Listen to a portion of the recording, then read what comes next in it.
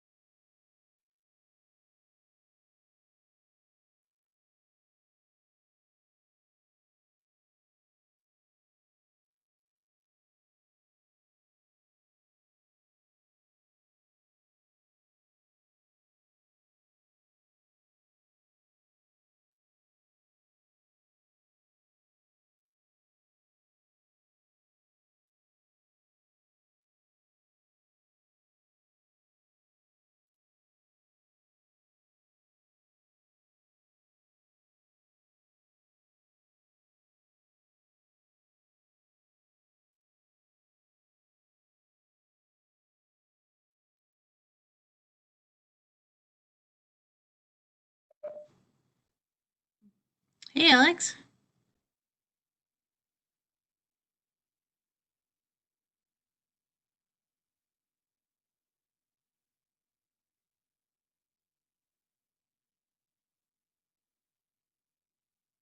Whoops.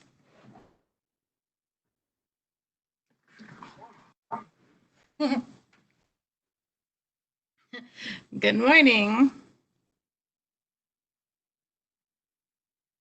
Good morning. All right. All right. So far, everything is good, except I'm trying to get the live stream on public input. So I'm trying not to panic. It should be in here.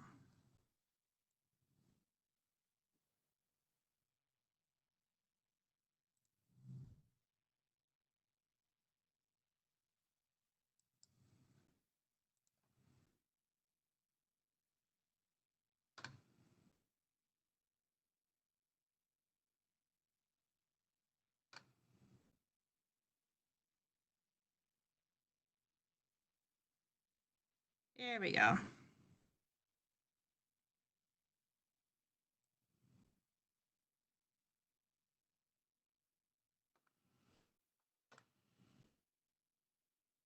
Lori, do you see the full screen presentation or do you see? Oh, wait, hold on. I can't hear you. Hold on. Should I bell you up? Okay, what's that, Alex? Do you see the full screen presentation? Yes. Perfect. Okay. Yeah, we realized that the dry run, it was doing that by mistake, so. Yeah, I don't want to do that. Okay.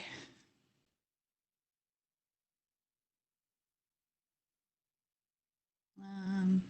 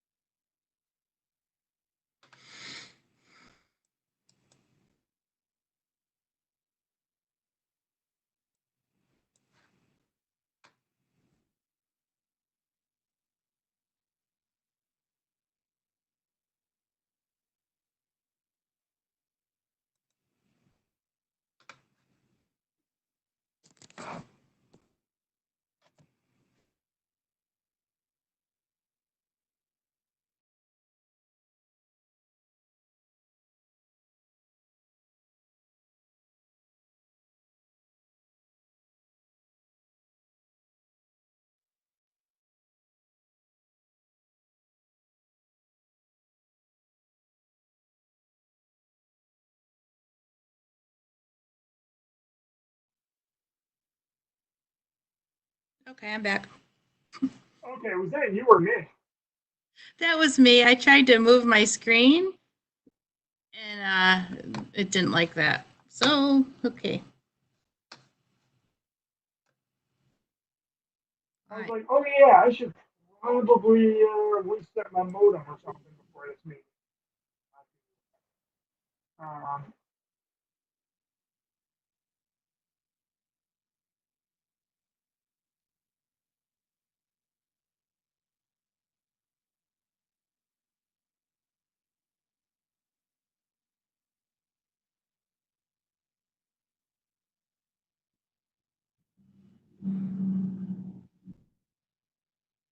well, am I sharing the slideshow again? Yes. Okay. Because when I have PowerPoint open, it shows like 3 different icons on the bottom. Yeah.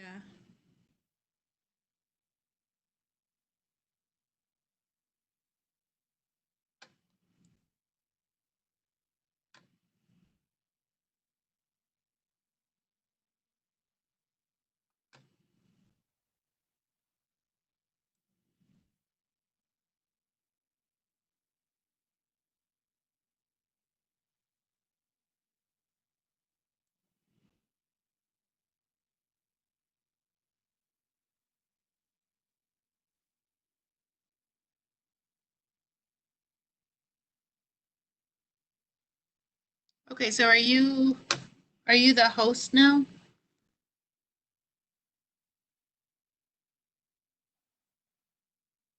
I know I've been a host. um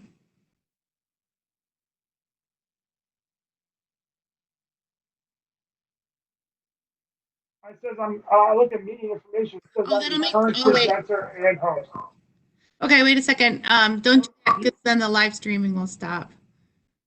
No, you're the current host. I'm Yeah, the then current that'll presenter. yeah, I just clicked that and it said your live streaming will stop. So don't do that.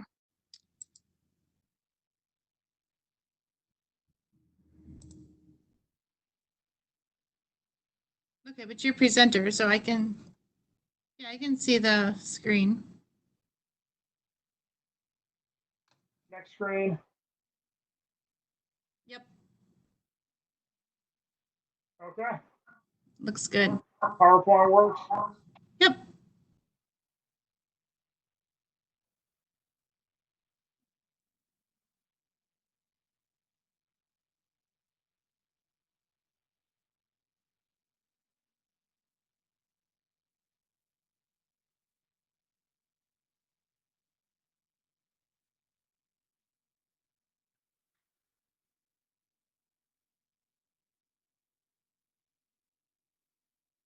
You have the option to record. Yes. Okay.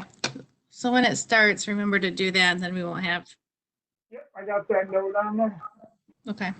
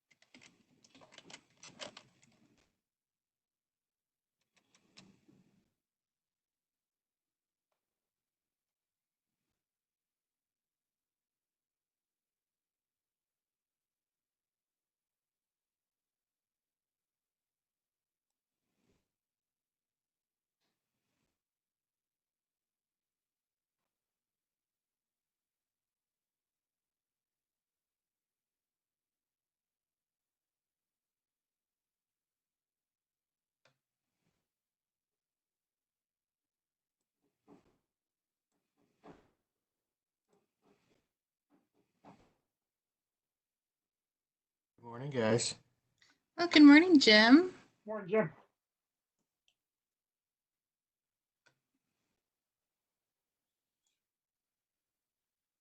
Okay, everything is going well from my end. So I'm going to turn my camera off since you guys are both here. And we do have one person so far, County Legislator Jackie Smith is joining us on public input. Oh, cool. I'm not familiar with her, but yeah, hey, let's get some exposure. Is that Monroe County? You know, I'm not sure. Oh, Let me ask her. well, no, I mean, that's not. Does it? Because because she can't reply, but she can hear us. So let me ask her. Oh. Oops.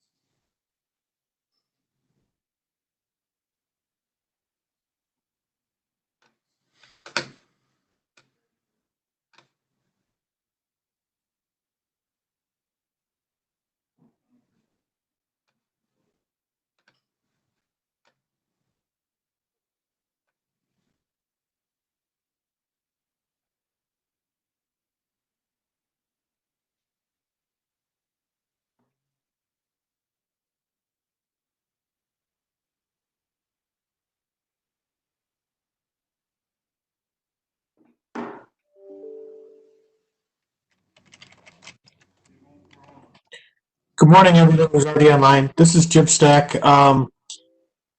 If you are online but not actively participating, I would appreciate if you can mute your lines. We're catching some feedback and some stuff that could interfere with the meeting. Thank you.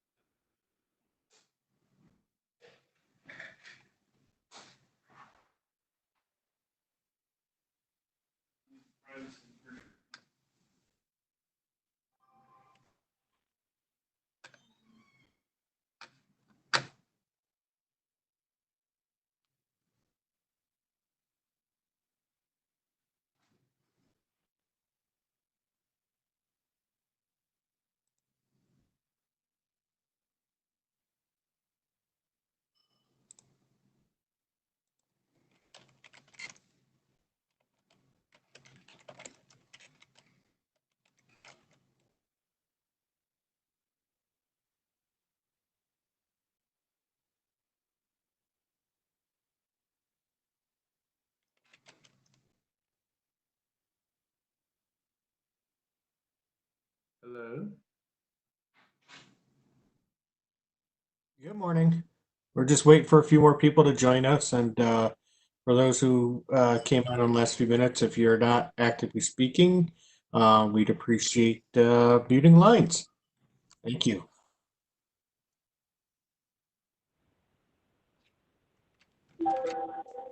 Gonna get on the call right now.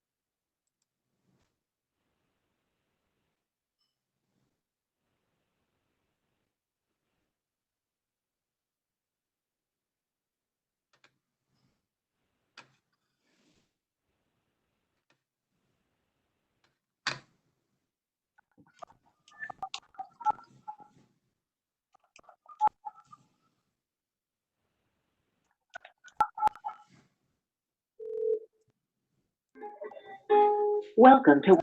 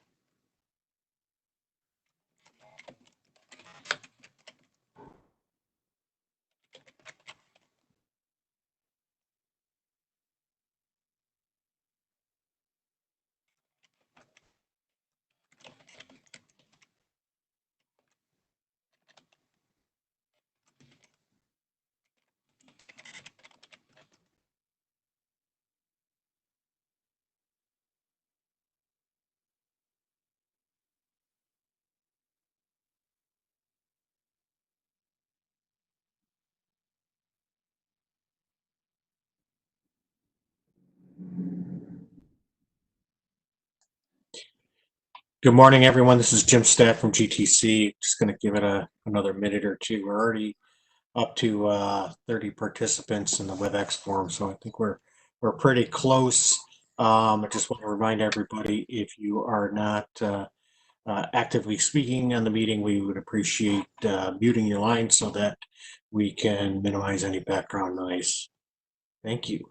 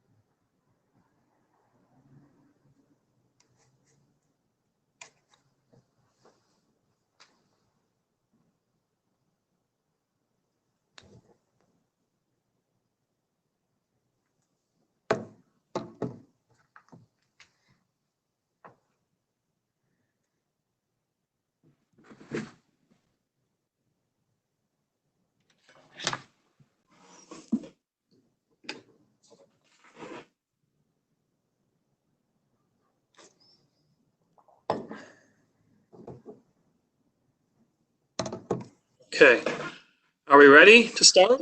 Anyone hear me? Yes. Hear me? Everybody else is muted. Yeah. Good morning. I'm Scott Leathersich. I am chair of the Planning Committee. Also member representative of the Monroe County Department of Transportation at-large member. I'd like to welcome everyone to our virtual Planning Committee meeting this morning.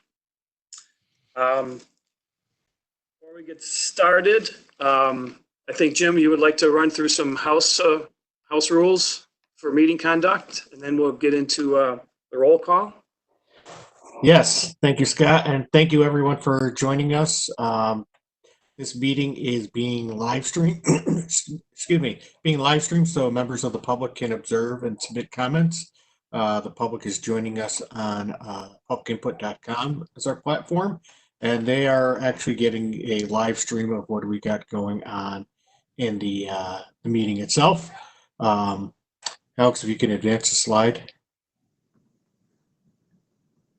So just a little bit, a preface here, with regards to the state open meetings law, pursuant to Governor Cuomo's executive order 220.1 issued on March 12th, which suspended certain aspects of the open meetings law. The GTC Planning Committee meeting scheduled for today will be held electronically via video conference instead of a public meeting in person that the general public could attend. Members of the public are able to listen into the meeting and view the meeting, either option.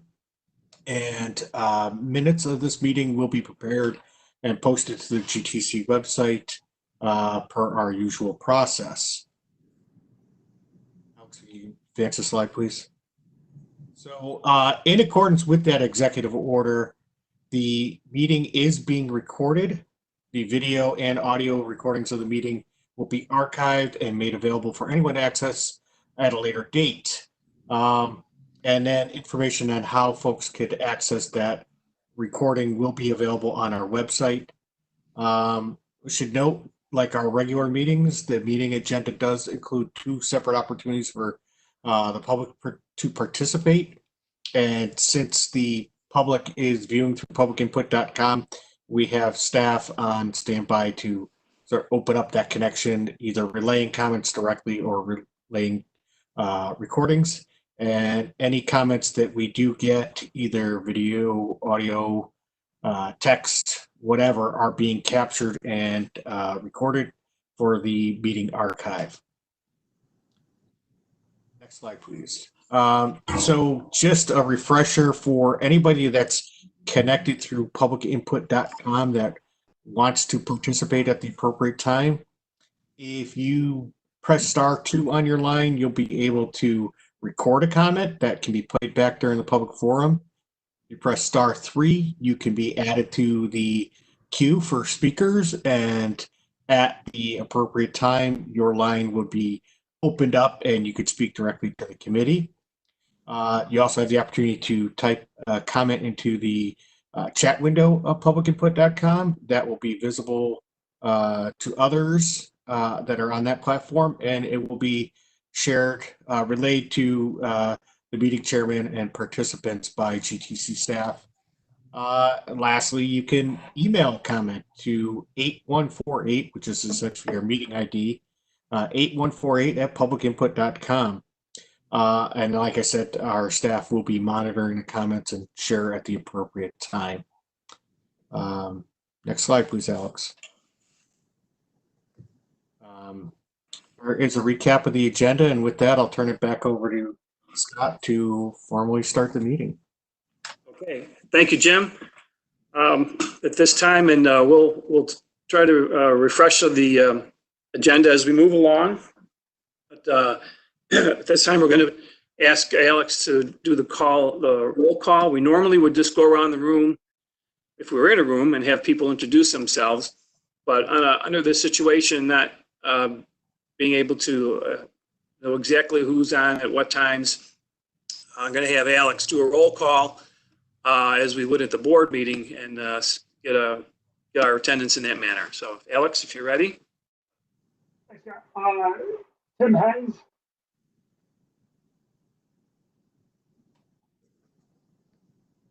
And please, when you hear your name, unmute and acknowledge your presence, and then you can mute again.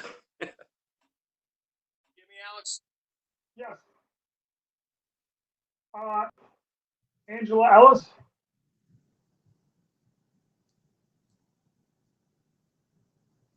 Is Don Higgins or Jason online? Okay. Mike Rocco.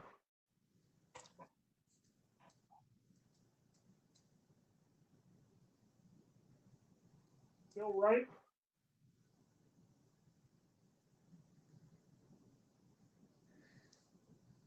John Papinetti. I'm here. Thanks, John. Mitch Rowe.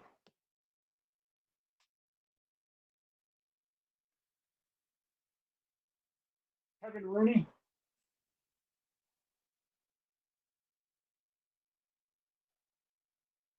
Todd Gadd. Here. Anyone from Yates County.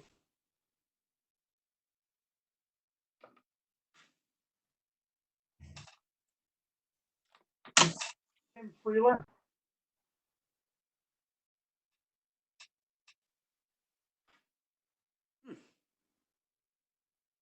Rochelle Bell. Here. I think Tim Freeler is here too. I saw his name. I saw his name in the participant list as well. Bob Kiley.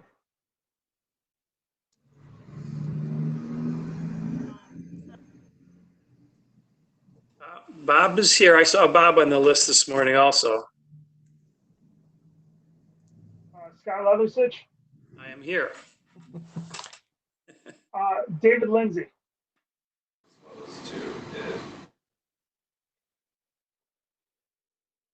Was that Dave? People just don't think there's no. I understand.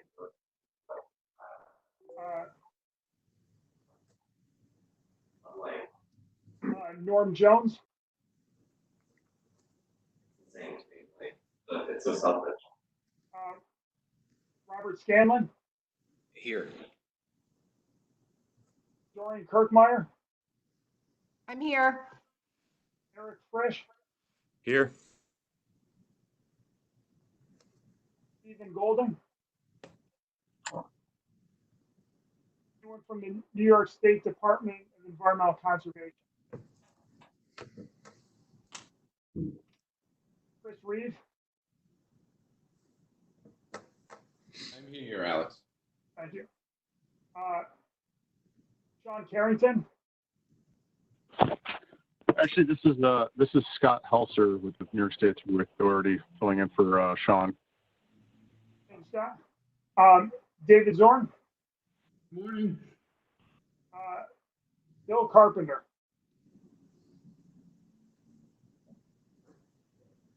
I believe we have Eric Farr here for Bill. Is that correct? Thank you, Mr. Chairman. Those are the members and alternates. Okay, thank you, Alex. And thank you to everyone else who is participating today that are not members. At this time, we offer the first public forum. Are there any questions or comments that anyone from the public would like to offer to today's meetings before we start today's proceedings? And just to remind the options that Jim mentioned earlier, if you're on the phone, *2 for recorded message, *3 get into a queue to speak, or you can type your message into a chat box or email it to 8148@publicinput.com. I believe a couple of staff, Lori Mahar and Jody Binnix, will be monitoring those for us to let us know of any comments or questions. Give it a minute or so here for anyone who'd like to offer a comment or question.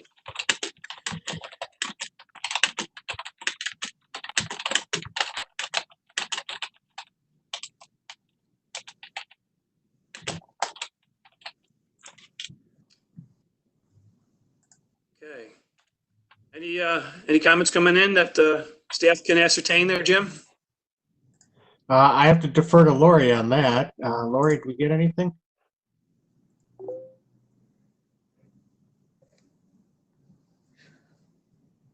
No, I'm not seeing any at the moment. Ask us again at the end. Okay, good. Thank you, Lori. All right, we'll move on then. The next agenda item is approval of minutes of the February 13th meeting. As you know, the April meeting was canceled. And I get a motion to approve the minutes.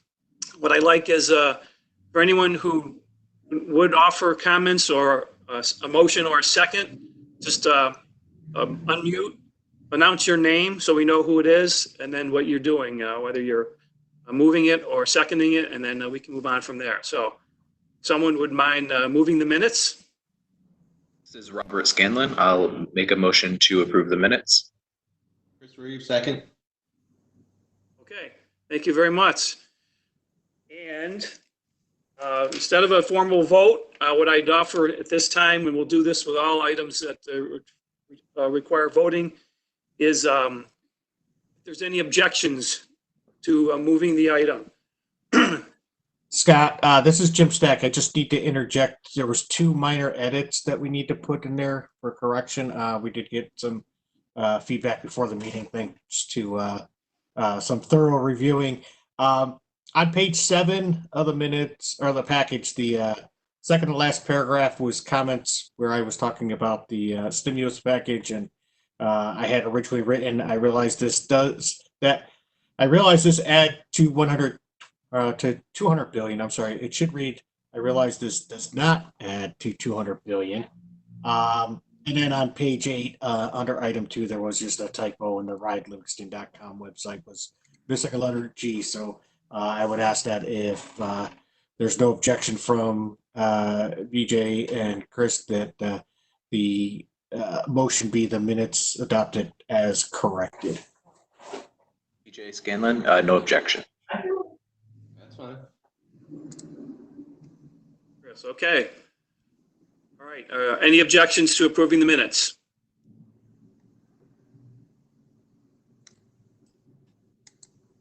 All right, I would assume hearing none, I feel minutes are approved. Thank you, everyone. We'll move on to our next agenda item, and that is reports and action on old business.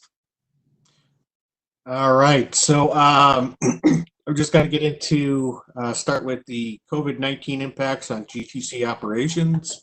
Like all of you, COVID-19 has had quite an impact on how GTC is operating. The most obvious impact is that as non-essential workers, all GTC staff is working from home. Excuse me, as most of you know, RGRTA is our host agency and functions as our human resource department. The work from home arrangement began on March 17th, and based on guidance from the RGRTA People Department yesterday, this will continue until at least July 6th. But even before the office closed, New York State had given indications that we would need to reduce staffing to 50%, and there would be widespread impacts. So we knew we would need to make some adjustments. About March 12th, the state procurement rules were relaxed a bit, which allowed us to rapidly acquire equipment to allow staff to work from home. For the 6 staff that did not already have laptops, we were able to order them on March 13th for delivery on March 18th. And I want to acknowledge the Chris Tortora's efforts to quickly get the equipment set up and configured to allow for everyone to be able to work from home. And we also accelerated our efforts to pursue different tools that would allow for remote meetings like this, both among staff and with staff from our partners. So in addition to Chris's efforts in that regard, Alex Cohn and Bob Williams of our staff were instrumental in getting our Microsoft Office 365 package upgraded and reconfigured for working on a shared platform rather than everyone needing to connect remotely to our desktops in the office. That has facilitated much better operations. The need for physical distance forced us to cancel the planning committee meeting that was scheduled for April 16th. And given the circumstances we were all dealing with, we had excellent communication with BJ Scanlon and Eric Frisch from the city of Rochester to make adjustments. I just want to acknowledge and thank the city of Rochester for their willingness to host the April meeting, even though it didn't happen. Likewise, today's meeting was going to be hosted by Ontario County, and I had similar communications with Bill Wright to get that canceled. And again, I want to express appreciation for Ontario County's willingness to host today's meeting. So as time went on, staff continued to pursue ways to work more effectively, and Lori Marr worked hard to establish the mechanisms we are using today to hold this meeting. And although the governor's order relaxed some aspects of the public meetings law, he rightly added requirements to ensure the public still has the opportunity to observe and participate in the meeting as they would have if the meeting were held in person.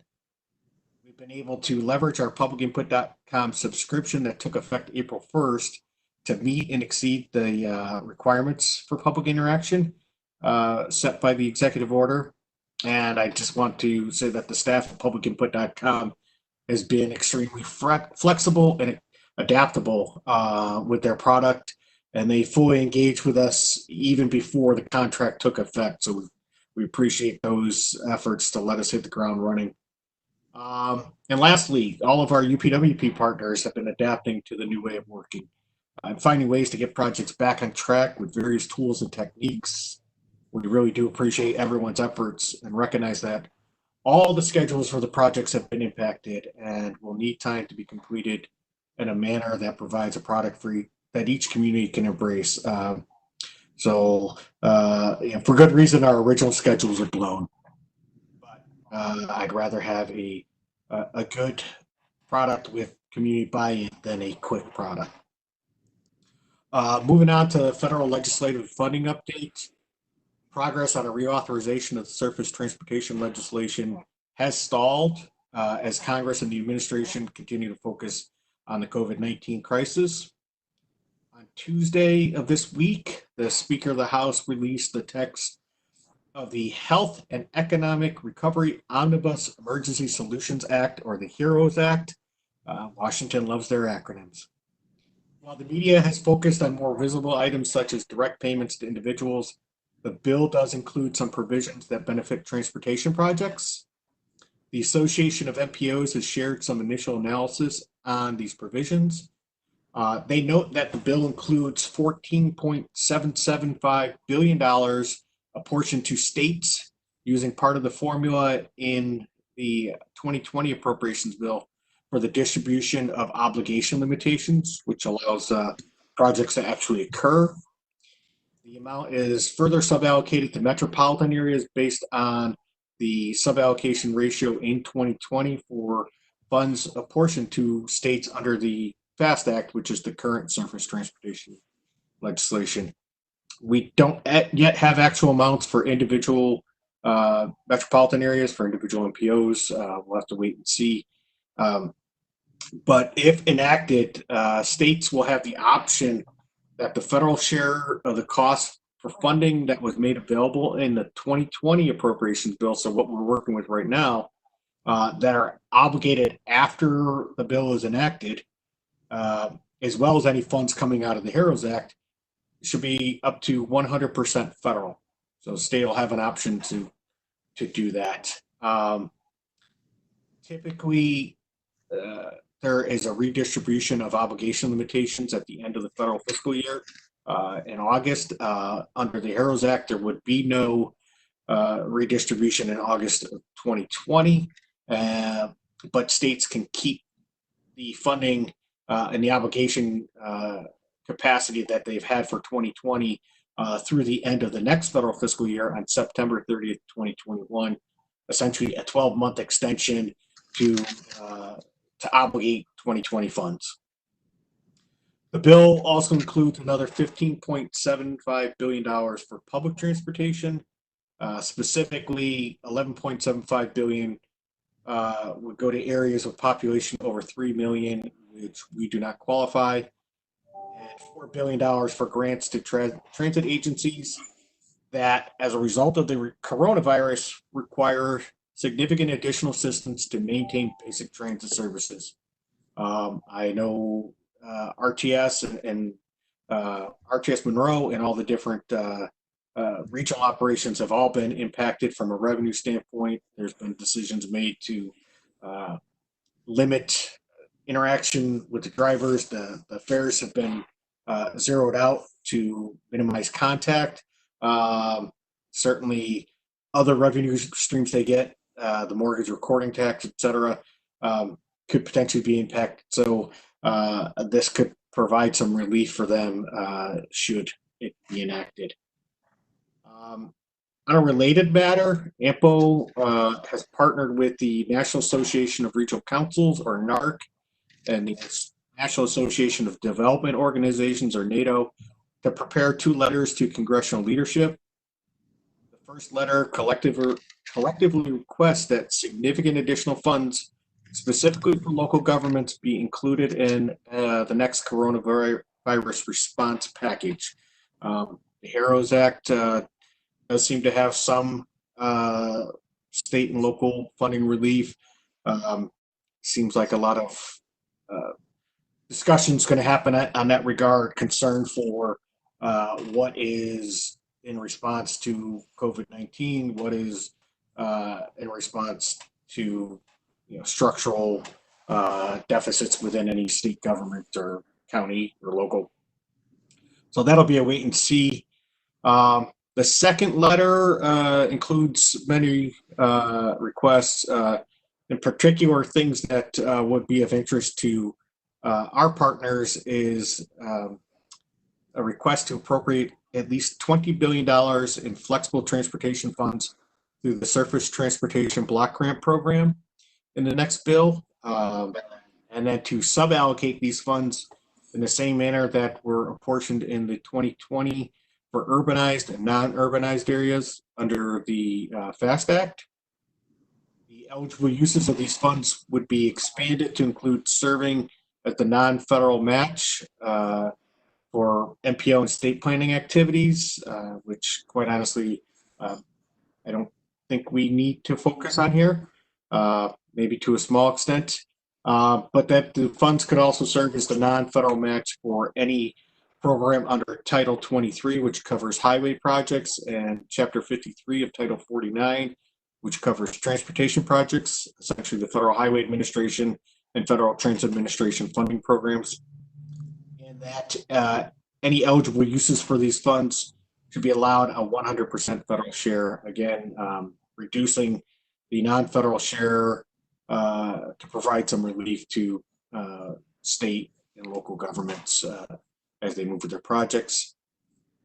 There's also a request to support the passage of a long-term surface transportation bill before the current FAST Act expires on September 30th.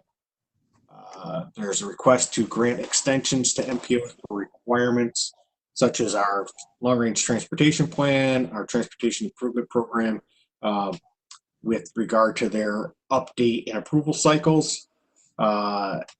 Some extensions for unified planning work program updates if needed. We're not in that situation.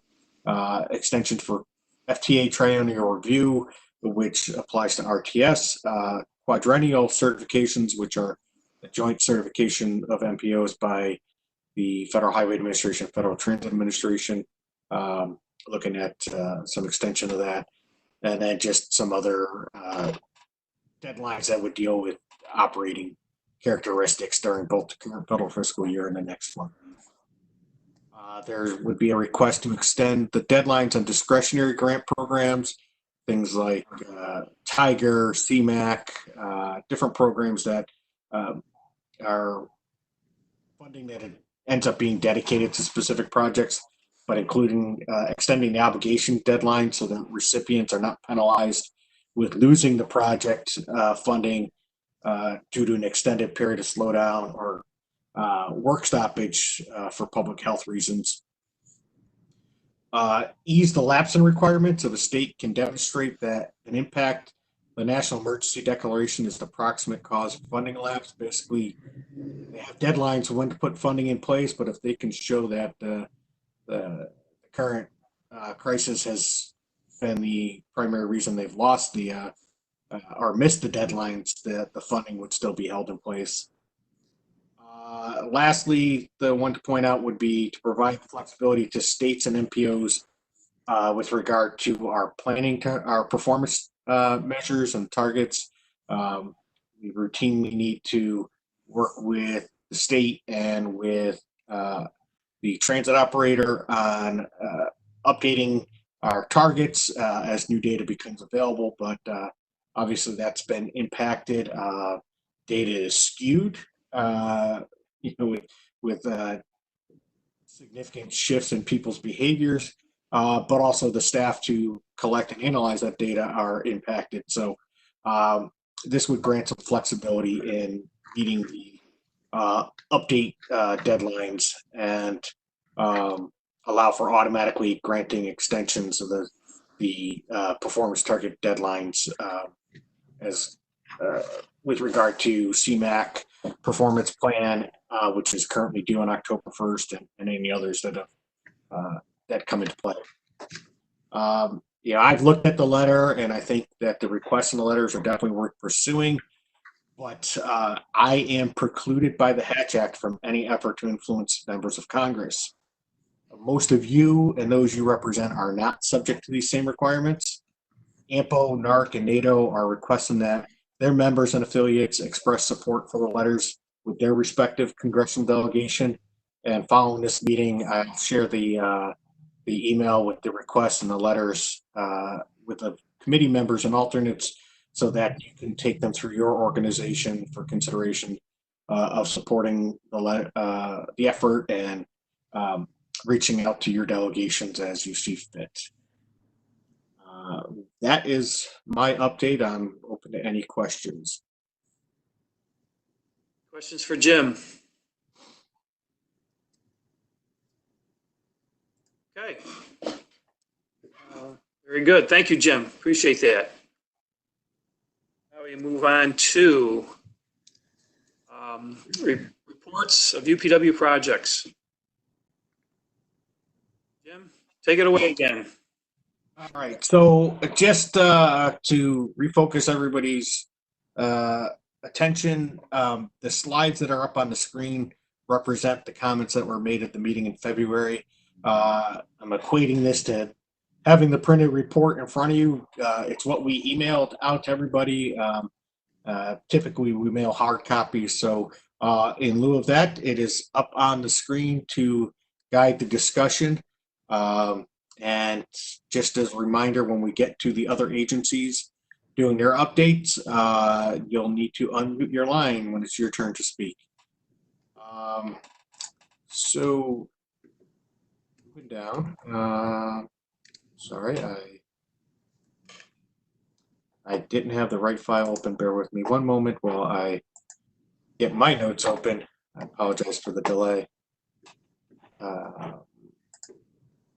Thought I had everything open, ready to go. That's laid plans, Jim. Yeah.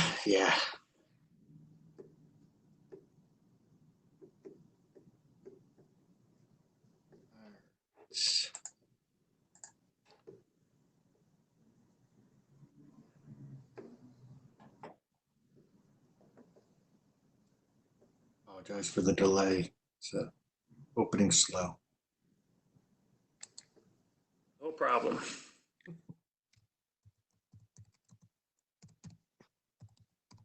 Well, if it makes you feel any better, at City Hall, our server crashed at 9:58 a.m. right as I was logging into this, so I'm calling in from my phone. So.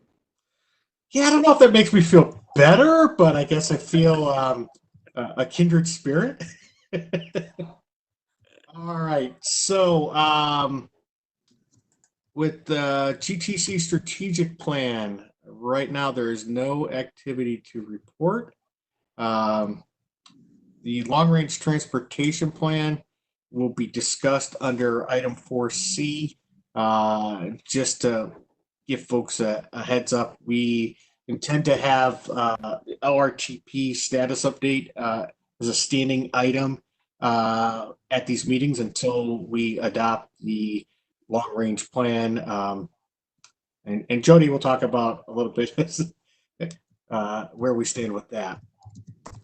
The Genesee Finger Lakes scenario tool, we were planning to have an in-person training on the urban footprint platform several weeks ago, but due to COVID-19, we had to postpone. Given the expected duration of physical distancing and travel restrictions, we are now working to set up the training in a webinar format. I do want to acknowledge and express appreciation to Monroe County Planning, and particularly Pat Gooch, for making preparations to use their new training room and provide laptops for that planned training session that didn't happen, but we definitely appreciate their efforts. With regard to the I-490 Integrated Corridor Management Plan, the RFP was released on February 7th, and we received 3 proposals by the March 20th deadline. COVID-19 affected our typical process, but Joe Bavenzi and our partners did adapt. The consultant evaluation and selection team identified a preferred consultant, and we anticipate a contract to be executed before the end of this month. Regarding the Vulnerable User Safety Assessment Program, the consultant held meetings with facility owners on March 10th and 11th. Any additional comments will be incorporated in the final reports. Alex has been working with the consultant to wrap up the project and is expected to be presented for closeout this summer. We had originally hoped to be able to bring it to this meeting, but COVID did throw a monkey wrench in that, and fortunately, we got some of the site meetings in place just before things went south. The congestion management process, I have no new activity to report. That is not a problem right now, that's for sure. Greater Rochester Regional Commuter Choice Program. This activity has been fully transitioned to the 511NY platform. I kept it here today because it was something that was reported in February, but since this project is done and no longer in our purview, this will be removed from future reports. Now that we're in a new fiscal year for GTC. Travel time data collection program. GTC staff was planning to piggyback on a NISDOT contract to extend our access to INRIX data, and indications were that the contract would allow for MPOs to piggyback on it. And unfortunately, NISDOT has not yet formally awarded that contract. Obviously they've got a lot on their plate as well, and trying to make something work on a statewide basis is a little more challenging. But in order to maintain access to the data and the analysis tools that are provided on that platform, we have been working as a staff on keeping our INRIX platform going under a sole source procurement, and coordinating with the procurement folks over at RGRTA on that to avoid disruption. The Lake Ontario State Parkway Lane Transportation Alternatives Feasibility Study. So I had reported back in February that New York State DOT, State Parks, and the consultant had a conference call on February 4th and they were looking to better understand the transition from the parkway to the entrance into Lakeside Beach State Park. There was the potential for moving that entrance to the east side of Oak Orchard Creek, but after that meeting, it was determined that that would not really work out. So since then, NISDOT has gone back and is adjusting the cost projections to reflect, the opening and what transitions have to happen. Of course, COVID-19 got in the way of folks being able to work on that. So that is nearly complete, but not quite there. We then need to have a final public meeting and wrap up with steering committee. We're hoping to do that fairly soon, but certainly COVID-19 has an impact on that. And how do you safely conduct a public meeting that's intended to get input on a plan? So that is something that we're contemplating how we'll do that. The Genesee Finger Lakes Regional Performance Measurement Monitoring and Evaluation System. Staff have been working with NISDOT and Monroe County DOT on the next steps. You'll recall we had structured this as a phase 1, phase 2, where the phase 1 was going to evaluate all the needs and some potential solutions, but then there was a break in the project for a go, no-go decision into phase 2, which would be implementing the solution. I previously reported we did not go with the phase 2. The biggest concern was that it was going to lock us into a platform that made us dependent on the state of Florida and the state of Texas to keep that platform going, and that just didn't seem like an appropriate risk, and it certainly was concern from NISDOT main office of getting into a situation like that to report what's coming out of our traffic operations center. We've been delayed in trying to move forward with how to implement a phase 2 with other platforms, because key staff on this project have been heavily involved in the COVID-19 responses at both NISDOT and Monroe County. So we've not been able to make progress. Transportation impacts on economic development in the Rochester Airport area. Joe Bavenzi did develop a draft RFP for key partners to comment on, and we did have meetings with several of those key partners. However, COVID got in the way of finishing those meetings, and there's a few key people that have had to, and key agencies that have had to focus on the COVID-19 response. So we've not been able to make progress on this one. The cross-asset highway and bridge evaluation prioritization tool. You may recall, particularly from last fall, we were having discussions with Decision Lens to use their platform with a proof of concept approach that would have given us a chance to test it out, try it out without actually being under contract for it. And then around that time, we learned that NISDOT main office was also looking at that same platform for statewide asset decisions and the potential to allow regions and MPOs to piggyback on that. So we decided to hold off and see if the statewide approach would cover our needs. Earlier this year, only maybe a month or so ago, a decision was made to hold off on launching Decision Lens on a statewide basis and to work with MPOs on the proof of concept approach rather than a statewide approach. I had volunteered for GTC to partner with NISDOT on that, and we will likely be joining NISDOT main office and our counterpart in New York City on this project. So looking forward to that. The Livingston County Human Services Trip Planning website was adopted by the GTC board on February 27th, so the project is done. And I think that's the last GTC one. Oh, I'm sorry, the Greater Rochester Transportation Management Association feasibility plan. This project was stalled due to COVID-19. We're making steady progress. I previously reported that we were looking at ways to try to get the existing van pools to put to greater use. We had several key community partners around the table meeting to talk about that. But the ridership on the existing van pools has been impacted by layoffs and furloughs in response to COVID. I don't want to get ahead of what RGRTA is doing, but they have announced already a delay in launching the reimagined RTS.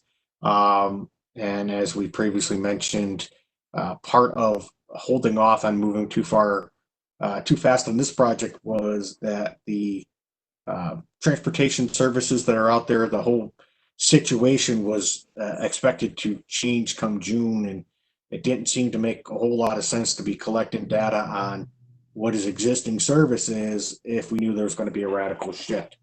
So the decision was made back in January to pause the project till at least April 1st, so that we can get a better sense of new conditions, the existing conditions and the anticipated conditions under the transit system. But then right about that, right in the middle of that period, COVID hit. So realistically, we need to wait for the economy to reopen and try to gain an understanding of how people will choose to commute when it does, and are people's behavior is going to shift. A contract has not yet been awarded on this project, and we're definitely going to have to consider our options going forward. Whether we try to go forward with the RFP as it stands, whether we recast the RFP, but for certain, it's not moving at least for a couple months till we get a better understanding of what's going on in our realm. With that, I'm open to any questions. Okay, any questions of Jim on the GTC activities? Okay, hearing none, let's move on to Genesee Finger Lakes Regional Planning Council. Dave Stanley's. You have 4103, the Genesee Finger Lakes Region Local Updated Census Addresses 2020. The project is being presented, and Emily is on the call for closeout under agenda item 5B. GFL RPC Regional Land Use Monitoring.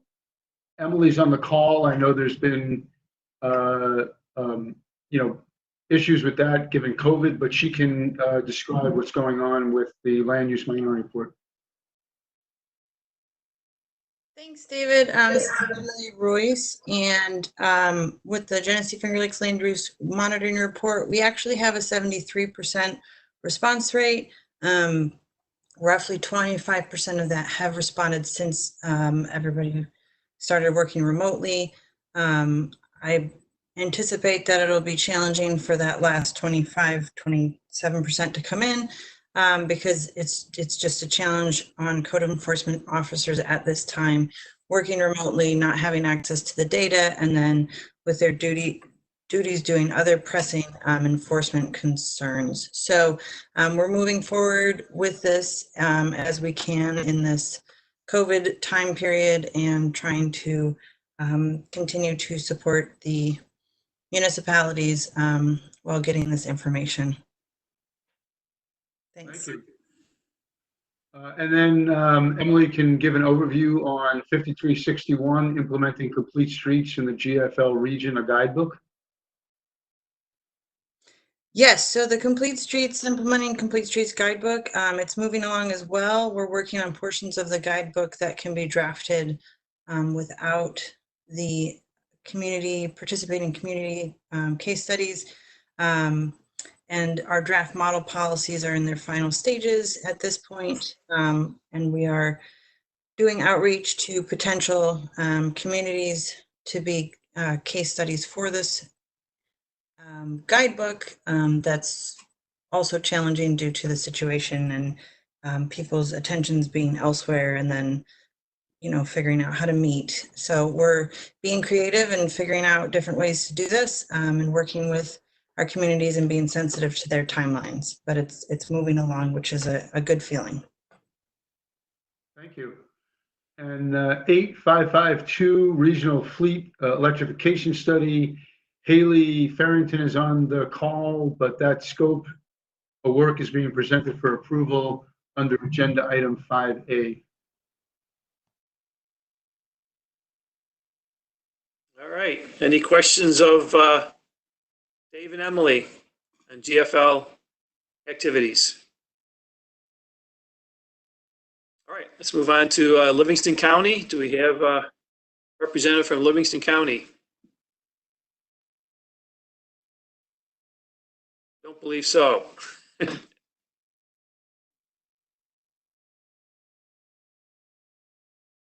Everyone seems to be muted here.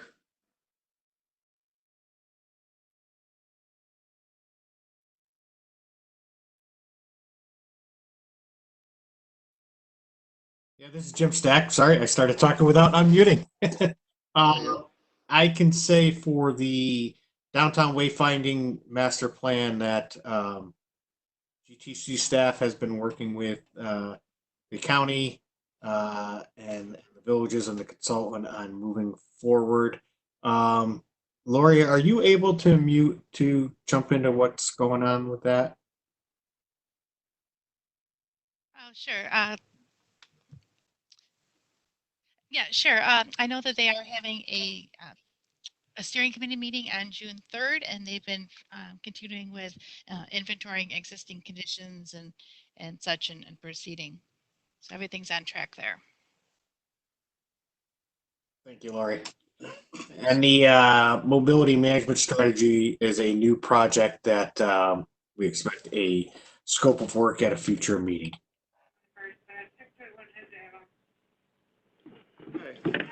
This is Don. Can you hear me now? Hey, Don. Well, good morning, Don. I guess I didn't mute or unmute the right button. I apologize. Angela did give me updates, but 6312 wasn't one of them. So thank you, Jim, for jumping in on that. All right. No problem. Any questions of Livingston County? All right. That brings us up to Monroe County. Rochelle and Tim, hopefully, are here.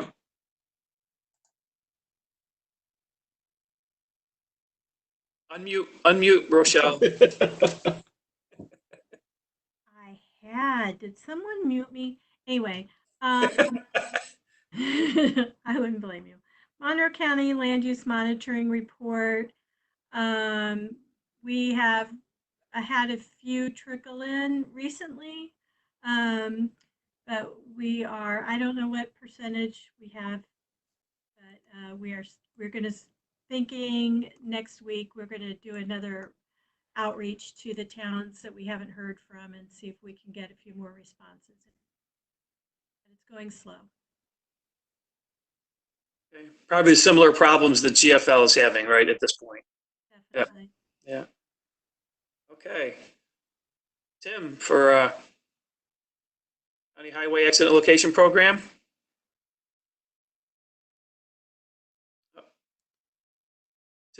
Tim's here. Maybe problems with his mic. I think I can report that we finished the locations from the 2019 to 20 study, and for the next study, the 2020-21, we've completed 2 of that program so far.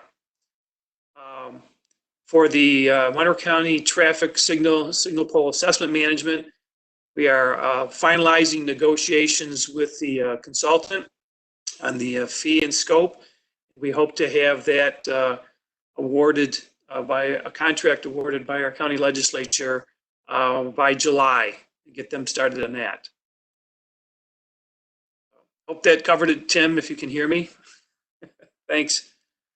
Any questions on Monroe County's projects? All right, New York State DOT.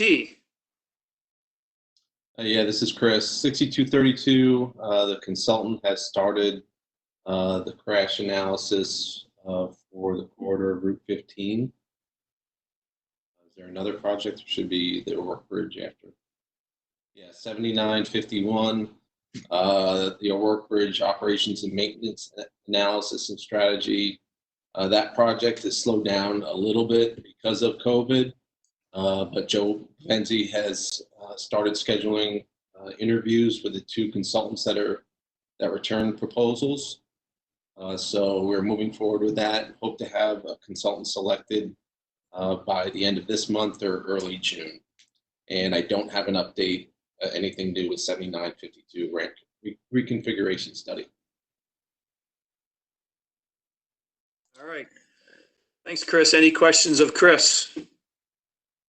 This is Jim Stack. I just wanted to throw in that Chris mentioned the interviews, and they're actually scheduled for May 19th, which is, I think, Tuesday or Wednesday of next week. So we're making good progress. And the ramp reconfiguration is a brand new project, so no expectations or no concerns about the schedule there. All right. Thank you. Ontario County. Do you have anyone from Ontario County with us? If you are, unmute. If not, Jim, can your staff help out or not? Yeah, I got a text from Bill Wright that I think he was having some troubles with his mic, so I know he's on, but I can jump in. The Route 332 and 96 sub-area study. The original project kickoff meeting had to be postponed due to COVID-19. A virtual kickoff meeting was held on May 11th, and the project is now moving forward. The Hudaway Hamlet Active Transportation Study, GTC staff received the existing conditions and needs assessment reports on March 20th. And after internal review, the documents were distributed to the full project steering committee on April 1st.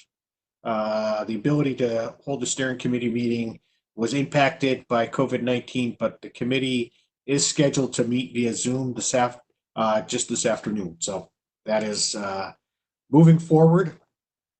The Ontario County State Route 364, County Route 11 Active Transportation Corridor Plan. The consultant did provide a draft report on February 21st with comments due by March 20th. The steering committee comments were delayed a bit due to COVID-19. Some key participants had to respond to needs within their jurisdictions. There was the final steering committee meeting was held remotely on May 7th, and the edits to the final report are underway. All right. Thank you, Jim. Brings us to the city of Rochester. Pretty much as it says on the report, the West Main Street Multimodal Transportation and Placemaking Study will be presented by Darren Ramsey later today at this meeting, the scope of work for approval. And 7702, I will present the Comprehensive Access and Mobility Plan for closeout later today. All right. Thank you, Eric. And anyone from RGRTA?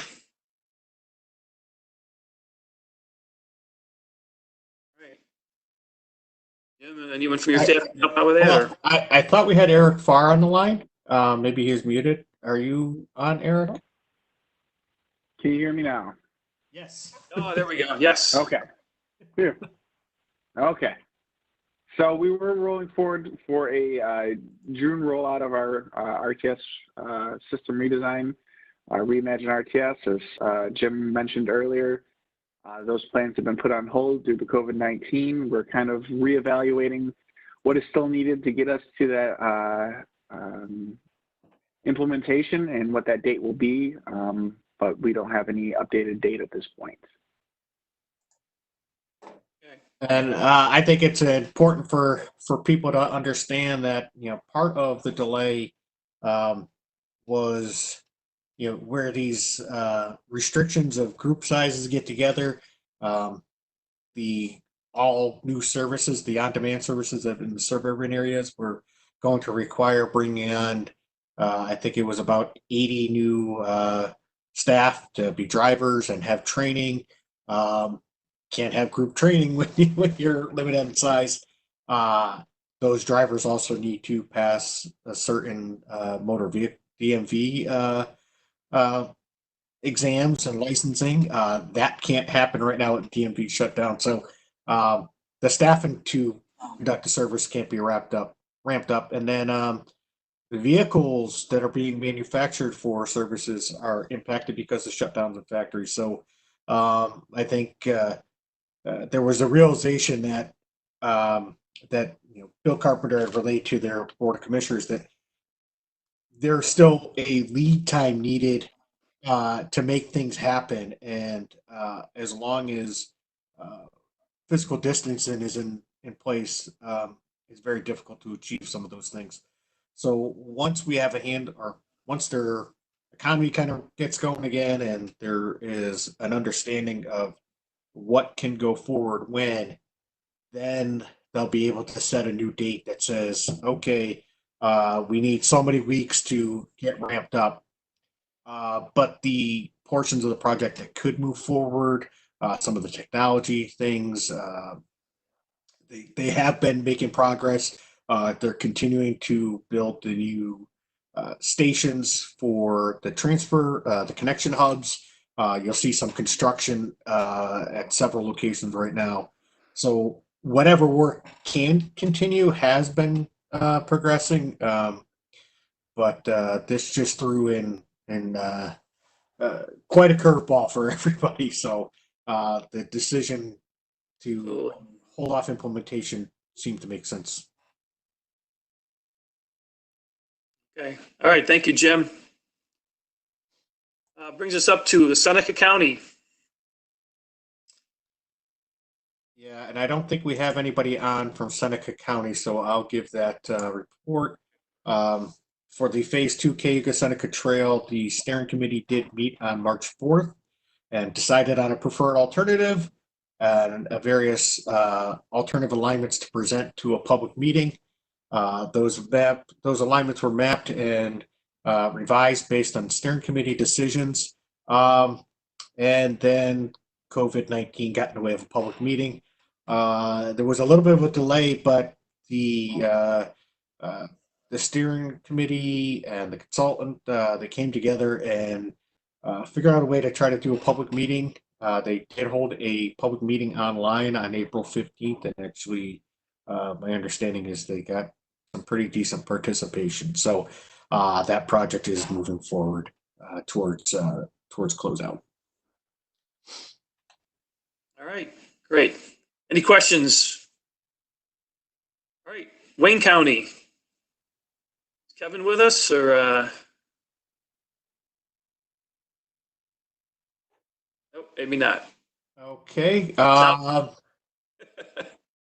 So I do have, I can provide some feedback. The high accident location program, GTC staff did provide some crash data and node data to the consultant. The consultant has been working with the data to develop a tool that the county can use to identify locations of higher than expected crashes and to prioritize the locations for crash mitigation fixes. The Ontario Midland Strategic Plan, the project has taken longer than expected, but was slowed by COVID-19. The consultant is moving forward with a business opportunity analysis that's being finalized, and we expect it to be distributed to the steering committee for their review and comment by the end of this month. That is making some progress. Great. Thank you, Jim. We'll wrap things up with other agency review here. All right. I expect I'll be doing the bulk of these. Gananda Parkway, a public participation and project work plan. They were prepared for steering committee review. And then we ran into COVID-19. It's going to be this recurring theme of today's meeting. GTC staff did meet with the consultant and the project sponsor on April 30th regarding the schedule and moving forward on that. There was some staff changes on the consulting team that also needed to be created some need for adjustments in the schedule. The Route 390 multi-use trail project. GTC staff have been working with the town of Greece on that, and in early March, we were able to coordinate with them on the consultant evaluation scores. And then in mid-March, the consultant selection committee identified firms to be interviewed. But again, it was disrupted by COVID-19. But we did manage to get consultant interviews via teleconference on April 16th. A preferred consultant was identified and a contract is being developed. The Honeyway Falls Circulation, Accessibility, and Parking Project is on the agenda for closeout under item 5B. The Village of Avon Circulation, Accessibility, and Parking was stalled a little bit. The consultant had reached out to GTC with the need to reorganize the project staffing due to some constraints on their part. So we did work with the Village of Avon and with county representatives to gain a comfort level with the change and with the path forward. There was a little bit of a delay in the project before our first steering committee. But now the project did get back on track. The consultant provided a draft inventory and needs assessment to the steering committee on March 18th, and the project advisory committee or steering committee did meet via teleconference on March 31st to discuss the inventory and needs assessment. So that project is making progress. The Village of Waterloo CAP and Village of Perry Transportation Safety and Access Study both have our new projects, and the scopes of work are being presented later in the meeting. The Mount Morris to Leicester Route 36 corridor study. This was another project impacted by COVID-19, but GTC staff did hold some coordination calls with the consultant team on March 21st, I think it was, and then with Mayor Provo on March 23rd. And Mayor Provo from Mount Morris has been sort of leading the local delegation, the 2 towns and 2 villages there. So those coordination calls were to discuss next steps and how to continue and adjust the project schedule and activities with under the physical distancing requirements and the impacts of COVID. So a coordination meeting was held with NISE Traffic and Safety folks on April 2nd, and a similar meeting was held with the town and village staffs on April 14th. Basically, trying to understand what they see as potential issues, concerns, opportunities from a traffic and safety standpoint to influence as the project moves forward. This is something we've done on a couple other projects and found has been very beneficial to hold these types of discussions very early in the process. So it is something that we're going to continue to encourage. Data collection and existing condition research is underway. Of course, data collection is a little bit challenging due to it's hard to keep getting traffic counts today isn't necessarily indicative of the true use of the corridor. So, we're looking at some historic data, some growth, some trend data, trying to find other sources that could serve as reasonable surrogates on all our projects. A project coordination call is scheduled for tomorrow, so the project is moving forward. The Bay Industrial Park traffic optimization study is new, and a scope of work is being presented in this meeting. Same thing with the Canandaigua Waterfront Active Transportation Plan. The next 3, Geneseo Sodas Sodas Point Active Transportation Plans and the Maple Ridge Corridor Study, those projects are being presented for closeout at this meeting. And lastly, the Middle Cheshire Road and Healthcare Services Corridor Active Transportation Plan is moving forward. However, there was originally planned to have a project advisory committee meetings on March 18th and a public meeting on March 31st. Those were both postponed due to COVID. The consultant did provide a draft existing conditions report to the advisory committee on April 20th for review and comment. and the advisory committee met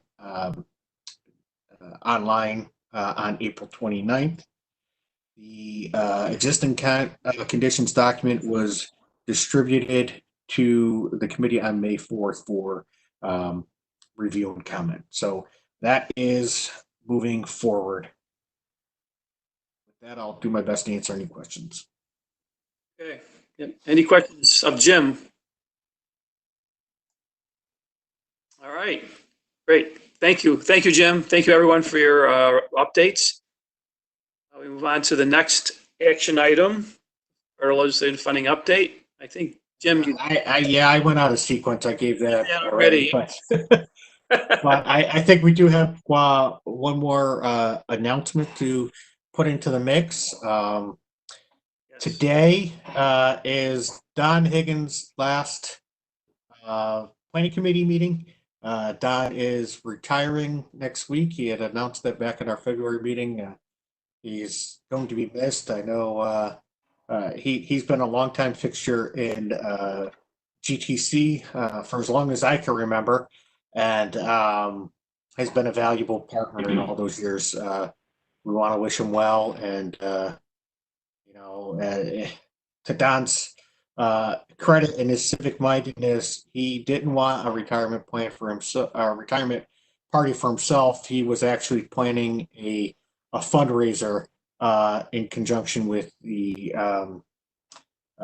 with his retirement, and unfortunately, that fundraiser had to be canceled. And Don, please, was it the fundraiser? Who were they originally planning to benefit? I think it was the Air Museum in Geneseo and another group. It was for the Patriot Guard Riders, the National Warplane Museum in Geneseo, and Honor Flight Rochester, Honor Flight Buffalo. Yeah, so again, these are things that are meaningful to the community and near and dear to Don's heart. And to tell you the kind of person that Don is, he didn't want a party for himself, but saw it as an opportunity to celebrate and give back to causes that he really believed in. And hopefully there'll be maybe we can do it as an anniversary party in a year and try to do it then. But who knows? Maybe it'll become an annual event. But Don is going to be missed, but we're looking forward to continuing our relationship with the County Highway Department, with Jason and Zach moving forward. So. Right. And congratulations, Don. Yeah, it's been. I think most of us can agree it's been a pleasure and honor to work with you. Your contributions to GTC have been great and helping, especially representing the rural counties in the area. You formed a good coalition there to make sure your projects and needs were heard and represented. So, best of luck to you. We all hope we will cross paths with you again. And I wish we had a more fitting tribute to you today. But best of luck to you, and you will not regret it. Let me off. Yeah, you will not regret your retirement. Please enjoy. Well, thank you, Jim and Scott. I appreciate it, and it's been a long time, and I've really enjoyed the relationships and working together. I make it well known over the years that we are in the very best DOT region and the very best MPO region, and I know other areas of the state do not enjoy the relationships that we do, and that means an awful lot, and it's very much appreciated. Good. Well, feel free to stop in at our meetings. You're always welcome as part of the public forum there. You'll always be welcome to have you. Thank you. All right. Thank you, Jim, for that. And now we'll move on to, let's see, TIP staff modifications. I think Alex can update us with that. So we have one staff modification. Alex, can you move your mic? We're not really catching you. Sure. We have one staff modification for the 286 5 mile line. Just adding that part to accommodate. All right, I apologize for that. The connection seems a bit of a challenge, but the slide is relaying what the staff modification is, and as I say every meeting, the deal was when we were allowed to do staff meetings, staff modifications, we got concurrence from the TIP Development Committee, and we relayed those to the Planning Committee. So relatively routine here. Okay. Very good. You're just breaking up a little bit, Alex, cutting in and out. So, but thank you. Appreciate the update. Thank you, Jim. I think we need to get Fairport Electric to have Fairport Internet, then he can have a reliable connection. Is that the culprit? Okay. All right, and brings us to the next item is the update on the long-range plan for Genesee Finger Lakes Region 2045. And I think Jody is on board to provide us with an update on that. Hi, Scott. Can everybody hear me okay? Yes. Okay, good. Sounds good. Staff has been working on the public engagement component of the long-range plan and initial document prep. An internal public participation plan has been developed and access to publicinput.com has been secured. Publicinput.com is an online platform that is used to manage the complete public engagement process. The platform will allow GTC to develop engagement activities, promote opportunities to participate, aggregate offline feedback, and analyze data from a single dashboard. This is also the platform that the public is accessing our planning committee meeting on today. Example capabilities include live polling at public meetings, dynamic surveys and discussion forums, integration with social and traditional media, automatically aggregated feedback from social media, surveys, websites, and offline engagement into one complete data set. Text message-based surveys and email communications. I can do other things as well, but those are the highlights. And as part of this process, GTC is now on Facebook. So if you have not liked us on Facebook, go ahead and give us a like. Lori Marr has been taking the lead on that. So staff has completed an outline of the LRTP document, started the process of inventorying the existing transportation system, and profiling the region, including procuring demographic and transportation system level data, and drafted a document template. The LRTP was originally scheduled to be adopted in June of 2021. Staff was preparing to kick off the first round of public engagement, focusing on the issues and needs, starting in May and continuing through August. The internal LRTP public participation plan called for staff to hold in-person events and go to the public where they are, such as farmers markets and festivals. The use of publicinput.com was going to enhance GTC's outreach plan.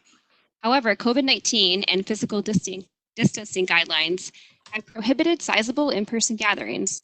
Therefore, staff is now planning to conduct all public engagement virtually and will be relying heavily on the capabilities of publicinput.com. Staff have concerns that conducting virtual public engagement alone is not enough. As a staff, we are hesitant on relying exclusively on virtual outreach methods.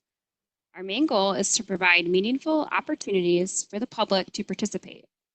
Conversations with our federal partners have already begun regarding extending the deadlines on major work products, such as the LRTP, due to these concerns.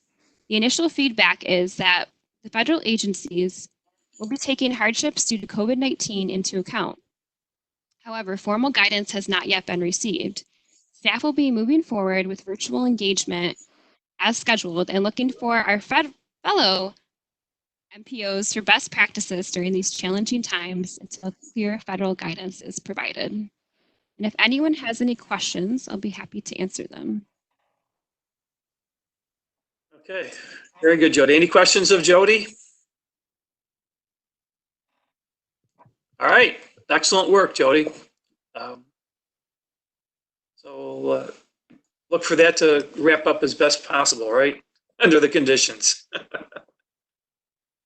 Well, fortunately, we've got a ways to go. It's just, you know, how do we get meaningful public engagement in a timely manner? And you know, as Jody said, we don't want to rely solely on virtual meetings.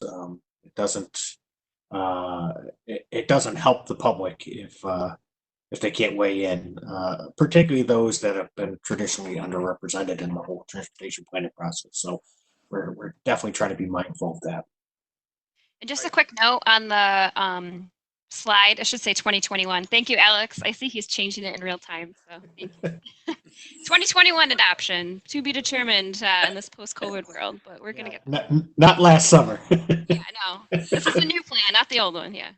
Sorry about that, guys. All right, very good. Thank you all.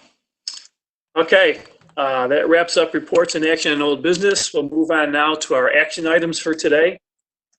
First up, we have our consideration of UPW project scopes of work. We have 6. I believe we have representatives for each project to do a overview. And if, as in the past, we've done this, if it's all right, we would entertain these all as one action. We won't vote on each one independently. We'll hear all the presentations, and then if there are no objections, we'll move them as one action at the end. So with that in mind, the first up is Village of Waterloo Circulation Accessibility and Parking Study. And I believe Don Northrup is here to walk us through that. Reynolds is here to walk you through it. Can everybody hear me all right? Yes, James, thank you. Wonderful. Don's also here with me, but good morning. Good morning. Basically, we're here to present an outline for scope for a $60,000 CAP study. For the past several years, the village has been active in revitalizing its downtown, which is bisected by State Routes 20 and 96.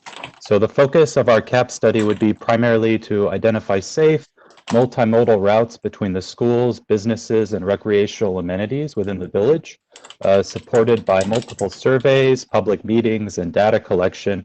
The village has firm support and momentum to enhance the multimodal linkages within the village to promote walkability and resident use of the infrastructure.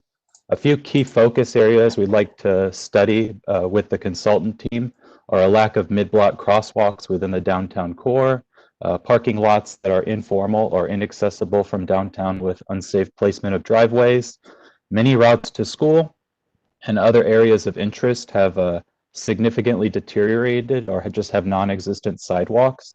There's somewhat a lack of continuity of accessible sidewalk routes along many of the recreational areas downtown. There's also limited linkage from the village to the very, very nearby Seneca-Cayuga Canal Trail, which is undergoing an expansion. So there's some timeliness to this. Some intersections are unsafe for pedestrians, and there's a general inaccessibility of the village to those without a vehicle. Just to kind of summarize, so far we have already identified a committee made up of key community and municipal stakeholders, including representatives from the village, the school, and senior communities. We have planned 2 public input meetings, 2 in-house meetings, and a final public presentation for a total of 5 meetings outlined in our scope. And we've also already collected all of the previous studies, ordinances, and surveys to provide to the consultant. In terms of deliverables, we'd love to have a final report inclusive of the existing conditions and a kind of an analysis of the challenges and opportunities, and then a high priority project profile list that would kind of go over anticipated costs, funding sources, and permits needed, specifically with an eye towards applying for TAP funding using these project profiles in the future. So it's a very much 2-step process, and we ready to begin step 1. Okay, very good. Thank you, James. Any questions of James or Don? All right, we'll move on to the next one. which is the West Main Street Multimodal Transportation and Placemaking Study. And is Darren Ramsey here with us today? Walk us through that. Yes, I am. Can everybody hear me? Yes, Darren, loud and clear. Great. So good morning, everyone. Thank you so much for giving me the opportunity to present this. Our project is, as you can see from the objective there, to look at strategies and an implementation plan for the West Main Street corridor from West Broad Street to Chilai Avenue. We've focused on this corridor in particular as West Main Street has been struggling over the past few decades for reinvestment. It passes through some of the city's poorest neighborhoods where the average household income is $26,000 and 35% of households in the region or in that vicinity there do not have access to a motor vehicle. So this study will help us identify multimodal possibilities for the corridor, give us a background on the existing conditions, allow us to engage significantly with residents that live in the region, in the area, as well as the Water City population for access and mobility by truck mode, help create a place along that for people to visit and be rather than just pass through. And then also look at operational deficiencies by mode and suggest remedies that will focus primarily on increasing safety for vulnerable users. So this study will help us set up a vision plan for what we want West Main Street to look like, and it'll be hopefully eligible for funding for future reconstruction at some point. All right, thank you, Darren. Appreciate that. Any questions of Darren? All right, that brings us up to the Village of Perry Transportation Safety and Access Study. Matt Jensen, is Matt Jensen available to walk us through that? Yes, this is Matt Jensen. I'm the village administrator for the Village of Perry, and I'm glad to have this opportunity to review this objective. What we're looking at for this is to specifically study and improve the safety, as it says right here, along Center Street. New York State Route 246 is one of our major entrances into the village. And along that line, there's a commercial hub on the north end of the village. And the Perry Central School District is just accessible right offside of the street. Our study is to review the aging sidewalk and transportation corridor along that way in hopes of positioning it for future development to make it more ADA accessible and just facilitate a safe and attractive connection from that north commercial district, the Perry School District, into the central part of the village. This transportation now corridor is vital. It does facilitate quite a bit of our school children as they walk to school during the days, and there's several parts along this corridor that just aren't feasible during the winter and have steps, and so we have safety and considerations that we're concerned about. This also connects into a TAP project that we're doing with Silver Lake Outlet Trail that would pull from the Silver Lake down to downtown Perry. And so this would be a nice connection to pull all these together, and this study will help us to kind of facilitate and take budgeting considerations in and potential other grant applications where we can position ourselves to really bring about the objective of our comprehensive plan, which is to promulgate a safe and walkable community for the village. It connects the three major parts: the trail, north commercial district on Center Street, the school, down to the main downtown Perry location on Main Street. So we're rather excited about this, and we appreciate being considered and hope that this project scope of work can be approved. Okay, Very good, Matt. Thank you. Any questions of Matt on his presentation? All right, seeing none, we'll move on to the next, and that is task 7705, the Bay Industrial Park Traffic Optimization Study. And is Adam Cummings with us? Yes, I believe so. Adam, can you walk us through that?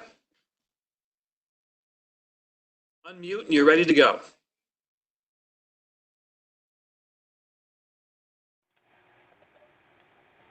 Is this better? Yes, yeah, very much. All right, excellent. Good morning, everybody. This is my first WebEx with this one. I've been Zooming it for weeks now, so it's nice to see something new. So the Bay Industrial Park is one of our 2 industrial parks we have in the town. It's our more active of the 2, and we're looking at future expansion because of the Intergrow tomato factory that just came in a couple years ago. Ended up meeting all of the existing footprint that we had.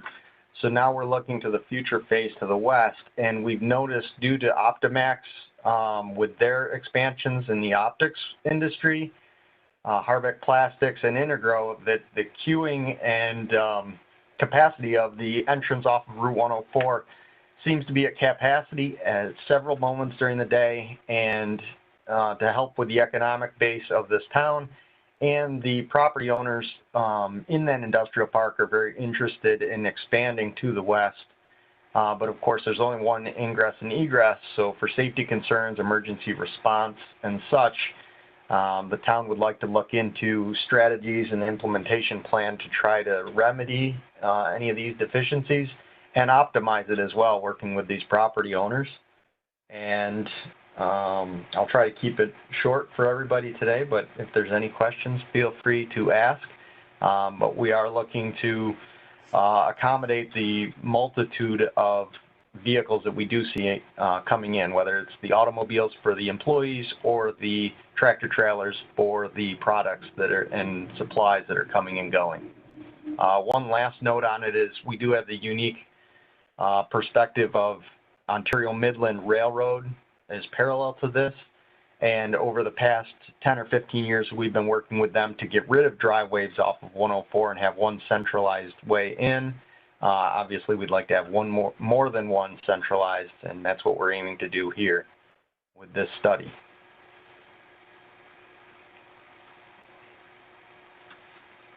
Okay. This is Jim Stack. I just wanted to add that, you may recall from earlier in the meeting, I talked about the Ontario Midland study that we've got going on, and, county economic development and town of Ontario have been working together on this Bay Industrial Park, and there's every expectation that anything coming out of the Ontario Midland study would be factored into this study, and there'd be full coordination. Okay, great. Thank you, Jim. Any questions of Jim and Adam on that? All right, let's move on to task 8552, the Regional Fleet Electrification Study. I believe Haley Farrington is with us this morning. Good morning, everyone. Can you hear me? Yes. Good. Thank you for having me. I'm the Clean Energy Community Coordinator, which is a program through NYSERDA. I'm housed at Genesee Finger Lakes Regional Planning Council. And one of my high impact action items that I help our region through, our 9-county region, is clean fleets. So within that, we have this regional fleet electrification study, which will be comprised of primarily medium to heavy duty fleets of the region, excluding RTS primarily because they already have their directives coming down from the governor and have kind of their own plan going on, although it will be included as a case study so that their work can be highlighted for other regions. So within that, we'll be looking at infrastructure, from grid considerations as well as workforce and supply chain. There will be, the guidebook will serve as individual modules, that can be referenced depending on what section a fleet manager might be more interested in or attuned to. And going forward, the first task is kind of to create a steering committee and an inventory of the region and infrastructure. And a lot of the preemptive work is kind of the groundwork for it has already been done. I'm planning an e-fleet jubilee alongside my Western New York counterpart and Greater Rochester Clean Cities, as well as Western New York Clean Cities. Through that, I've gathered stakeholders with WSP consultants, National Grid for behind the meter considerations. And so that will probably feed into a lot of my core stakeholder group and the steering committee from there. And my position prior to this, in my graduate work, I completed a fleet electrification study for the Transit Agency of Denver. So it is within my technical wheelhouse to compile the rest of the report. Thank you. Okay, all right. Thank you, Haley. Any questions of Haley? All right. That brings us up to our last one in this group, the Canandaigua Waterfront Active Transportation Plan. And Rob Richardson is here to walk us through that. Take it away. Everyone. Good morning. So as you can see there on the slide, the objective of the study is to look at the current conditions and develop a multimodal active transportation system for the region, including Main Street, which is Route 332, and the intersection of State Routes 5 and 20 in the city of Canandaigua. The transportation network around the north shore of Canandaigua Lake, including 2 hotels currently under construction and mixed-use housing and retail space, will also be studied. Anybody that's ever been in and around the city of Canandaigua and driven through that intersection knows how busy it is. Main Street's traveled by approximately 25,000 cars a day. It includes our entire downtown district. It includes all of our bars and restaurants. The other thing that it also includes, despite the picturesque facade, however, is some federal opportunity zones and housing for both low-income residents and senior citizens without necessarily access to motor vehicles. And due to the size of the city of transportation, or city of Canandaigua, we can't sustain our own public transportation. So having access to cross 5 and 20 to get to Wegmans or get to the lakefront is very important. It's also been a goal of the city for many, many years to try and unite those 2 districts. We have our bid district, which is our downtown, our historic downtown. And then we have a beautiful lakefront, but right through the middle of that, we have this massive 8-lane obstruction, which is dangerous for pedestrians, motorists, and anybody else trying to cross it on a bike or any other type of transportation. So what we'd like to try and do is look at that intersection to see if there are ways that we can mitigate some of that traffic, make it a little bit safer, especially considering there are 2 large hotels on the lakeshore currently under construction. We see a lot of seasonal traffic, obviously, during the summer, but with these hotels completed, we're also going to see a lot more traffic year-round with conferences and people coming in to stay at the hotel. The city's downtown is pretty vital to a lot of other surrounding communities and municipalities who view it as their downtown. So getting the most efficient and safe access to that district is extremely important. What's kind of cool about this project is that the public engagement phase has already started. In 2018, the city worked with the Chamber of Commerce in the town of Canandaigua to complete an economic development study. And one of the key findings that came out of this study was that 96% of residents saw it crucial to economic development that we unite these 2 districts. So between the economic benefits for the region, the safety benefits for residents and people accessing it, what we're really hoping to pull out of this study are some recommendations on how we can actually make this intersection safer for everybody that wants to access it. Okay. Very good. Thank you, Rob. Any questions of Rob on his presentation? All right. Oh, thank you, Rob. Thank you all for your overviews. At this time, I would like to entertain a motion to approve these 6 actions, scopes of work to move forward. Any member that is willing, unmute. This is Eric Frisch, so move. Oh, great. Thank you, Eric. And can I? I'll second. All right, great. So we have a second. And if there are no objections, we'll consider these adopted and we'll move them forward. Do I hear any objections?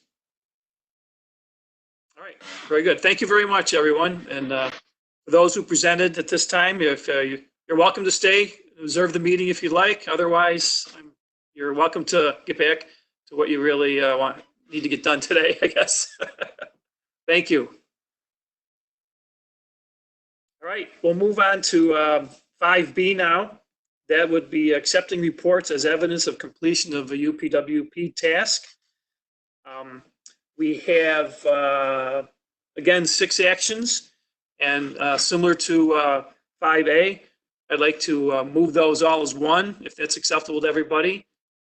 And then, so we'll hear overviews in the meantime from each presenter, and then ask questions at the conclusion, and we'll adopt them all at the end. So if that's acceptable to everybody, let's move on to the first one, and that would be accepting the Genesee Finger Lakes Regional Local Update of Census Addresses Executive Summary as evidence of completion UPWP Task 4103. And that would be Don Zorn, or Dave Zorn, and Emily Royce, if they're still on. Yep.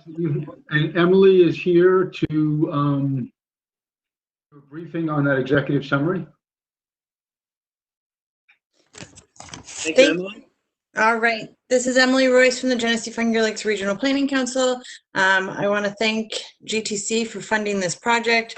The local update of census address project was a 2-year project that happened in 2 phases. The first phase, well, let me rewind. The LUCA program is updating the census master address file. It provides increased number and increased accuracy in delivering the census short form that was sent out in March of 2020. And I hope you all filled out your census form. The program for local update of census address was to update this master address file. The was to submit all the updating of the addresses for our 9-county region. And the second phase, which I worked heavily on, was the feedback period where Genesee Finger Lakes Regional Planning Council, on behalf of our 9-county region, appealed addresses that were rejected by the Census Bureau with supporting evidence and significant support from the municipalities and the counties in this effort. We received the final determination of our appeals in January of 2020. And in total, we submitted 124,139 addresses for the first phase of the project in our 9-county region. These were additions and corrections to the census's master address file. And the team that worked on it took a wide approach to try and capture as many possible residential addresses as there could be. By the end of the project, we had a 91% acceptance rate from the Census Bureau, adding a total of 113,066 addresses to the master address file. So that's over 100,000 additional addresses that have been corrected and added to the census master address file to receive the Census 2020 short form that has since gone out. I think we did, it was a big project. I think, and any level that this would be done, it was a large project and a big lift, but there were many, many dedicated people that worked on this. And I think it was an exceptionally successful LUCA project for this 2020 census. So thanks again to GTC and everybody who contributed to this, and all the municipalities and counties that supported our effort to make this a successful 2020 census. Okay, great. Thank you, Emily. And Dave? Yeah, this is Jim Stack. I just wanted to add, again, some kudos for GFL taking the lead on this. If you recall, some of you were around 10 years ago when GFL undertook this effort on behalf of the region. And I think, Dave, please correct me if I'm wrong, but we ended up somewhere around 80,000 addresses that otherwise would not have gotten the census form. This time around, I was pleasantly surprised that the number is even bigger. And this just goes to show the efforts and teamwork that we take in this region. It's paying dividends. This is critical. We're as a state on the cusp of losing representation in Congress. The number of seats are being redistributed.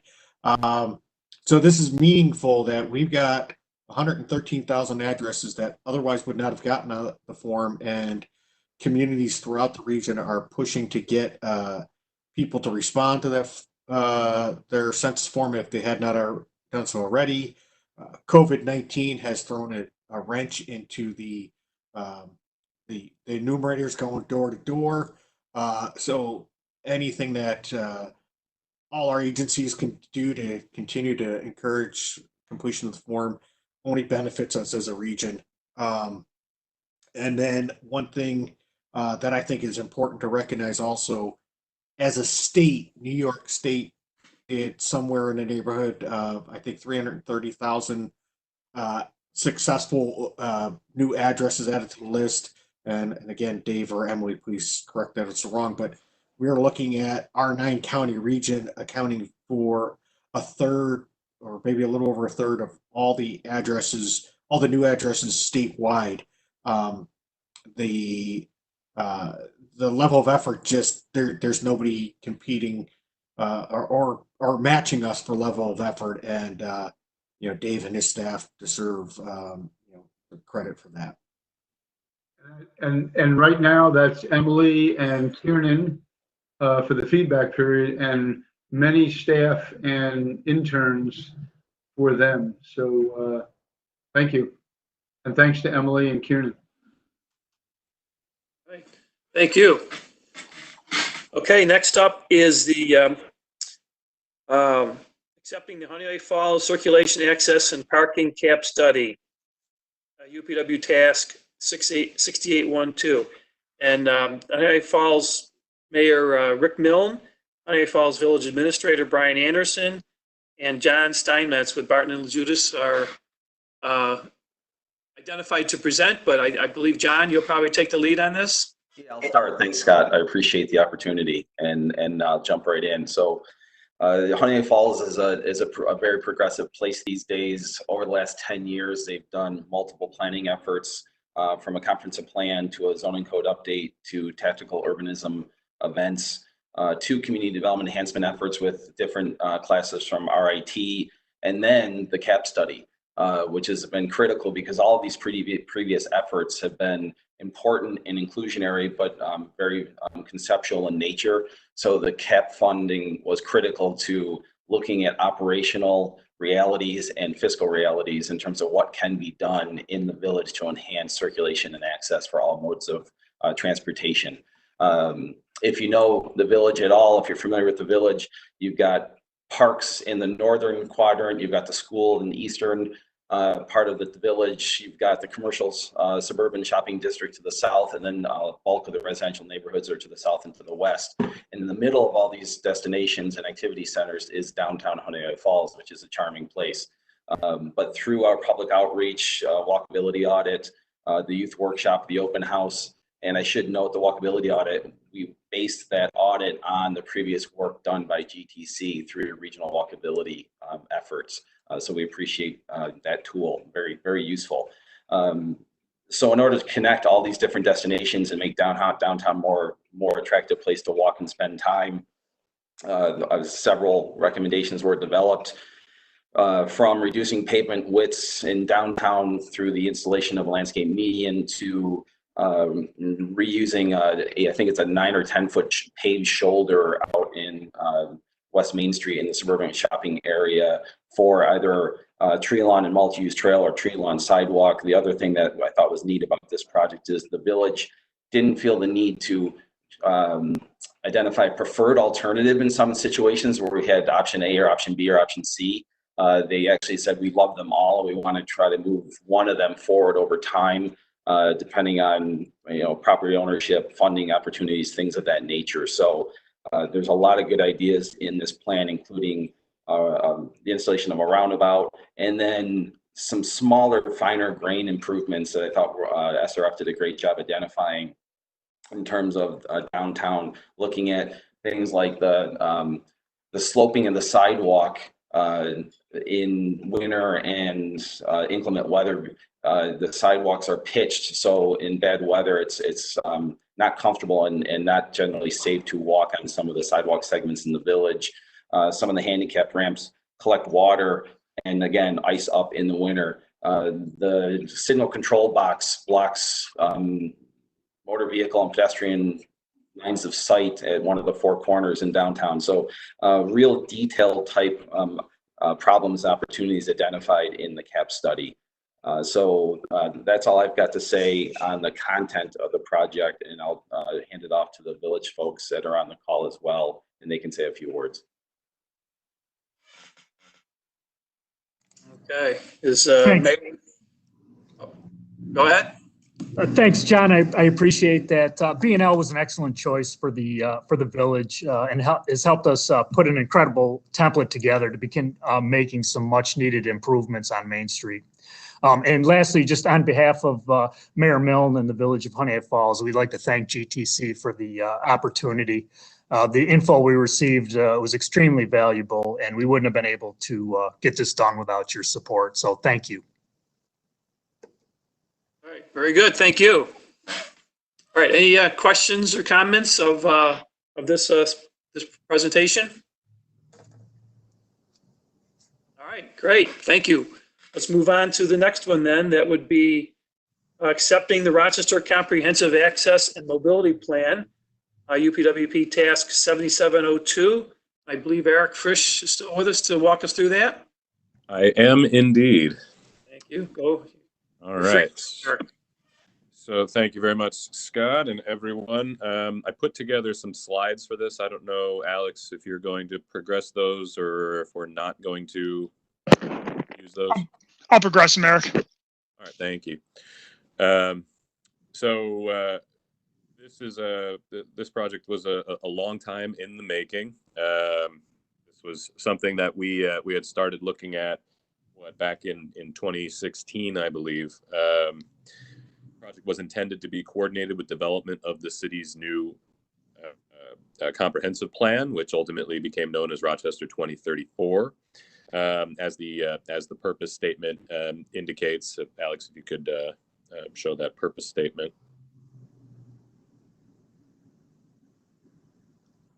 I actually pulled the purpose statement slide. Sorry. Okay, no problem. It got to be a little wordy. It's a lot of text, so there's a reason why I'm not reading it either. But the point of it is that we were intending for it to kind of be the multimodal transportation component of the comprehensive plan. It was coordinated indeed with the great work that our planning office had done, and culminating in Rochester 2034. And the camp is an implementing strategy of the plan. So the project was kicked off in February of 2018. The consultant team led by Nelson Nygaard Associates and supported by T.Y. Lin and Highland Planning. We had a steering committee made of various city departments and offices, as well as Monroe County, RTS, GTC, and three local advocacy organizations or not-for-profits, Common Ground Health, We Connect Rochester, and the Rochester People's Climate Coalition to assist us in guiding this project forward. The first deliverable out of the project was the State of the City Transportation System Fact Book. This was produced relatively early on and gave us the data foundation that we needed to base all of the findings and recommendations that then made up the various aspects of the plan. We had 5 focus area reports that we wanted to complete as part of this project. They are identified on your screen: a bikeable city report, a walkable city report, a transit ready city report, urban goods movement and emergency service report, and lastly, a transportation demand management report. Each of these are modal specific and present various findings, either relating to the data produced in the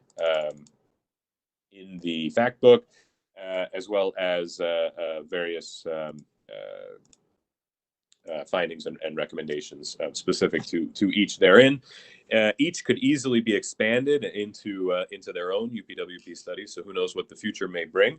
But it sets the foundation for where the city hopes to go with respect to each of these priority areas that we identified early on. So those were the next set of deliverables that were produced.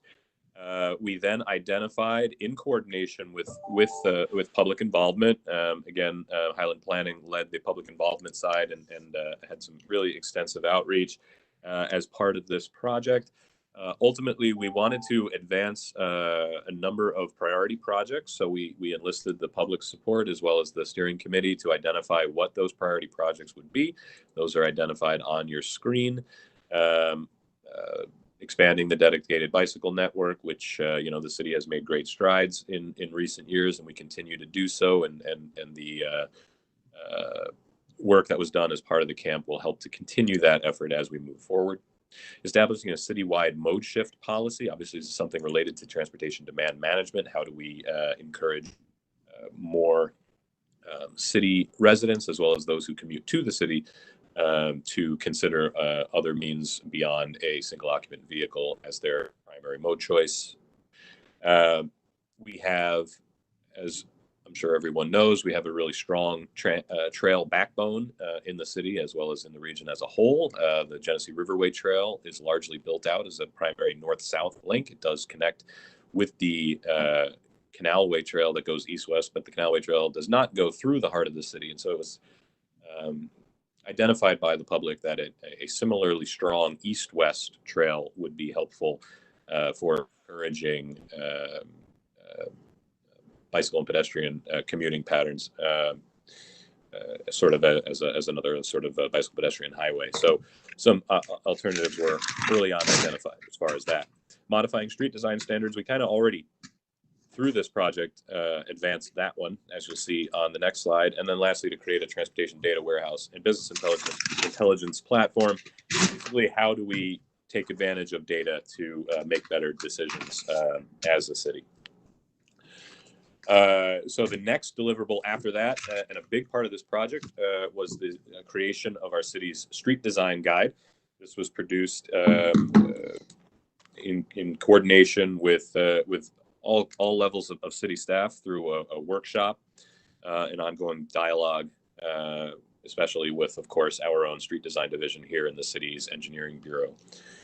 The street design guide, as your slide indicates, assigns typologies to all city streets, provides guidance for street design by each typology.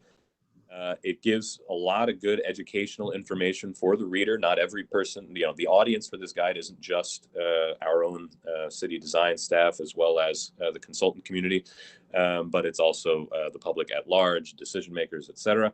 And so educating everyone on what goes into the decisions that are made when we consider street design, I think, is very important. So we included that up front, and then goes into the universe of potential design elements that could make up our street design elements in the city of Rochester. And then lastly, everything sort of was culminated into a final report, or what we would call the plan.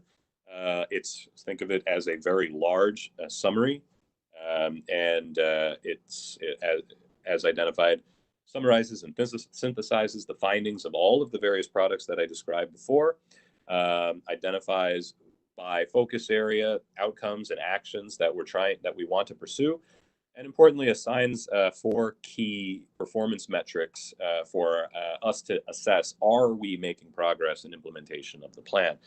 And those are identified there as well, to double the number of residents in the city that live in a 10-minute neighborhood, which means within a comfortable 10-minute walk of an activity center. We want 100% access for all city residents to green space, whether that's parks or trails, but recreational opportunities. 95% access to transit, so to increase the number of city residents that have quality access to public transportation, and to increase our non-single occupant vehicle mode share to 40%. That's, I guess, a brief summary. This was a big project. It took a long time to put together. We did take a bit of a break, sort of put the project on hiatus to let the comprehensive plan update, the Rochester 2034, go through its completion and get adopted before we finalize this project. I think you'll find if you look at Rochester 2034 and then look at CAMP, you'll see how they do come together and they're coordinated very nicely. The CAMP goes into more detail on the multimodal transportation goals for the city as we proceed towards our bicentennial year of 2034. So thanks to everyone who helped us with this, and to GTC for providing the funding. And if there's any questions, I'm happy to take them. Okay, any questions of Eric?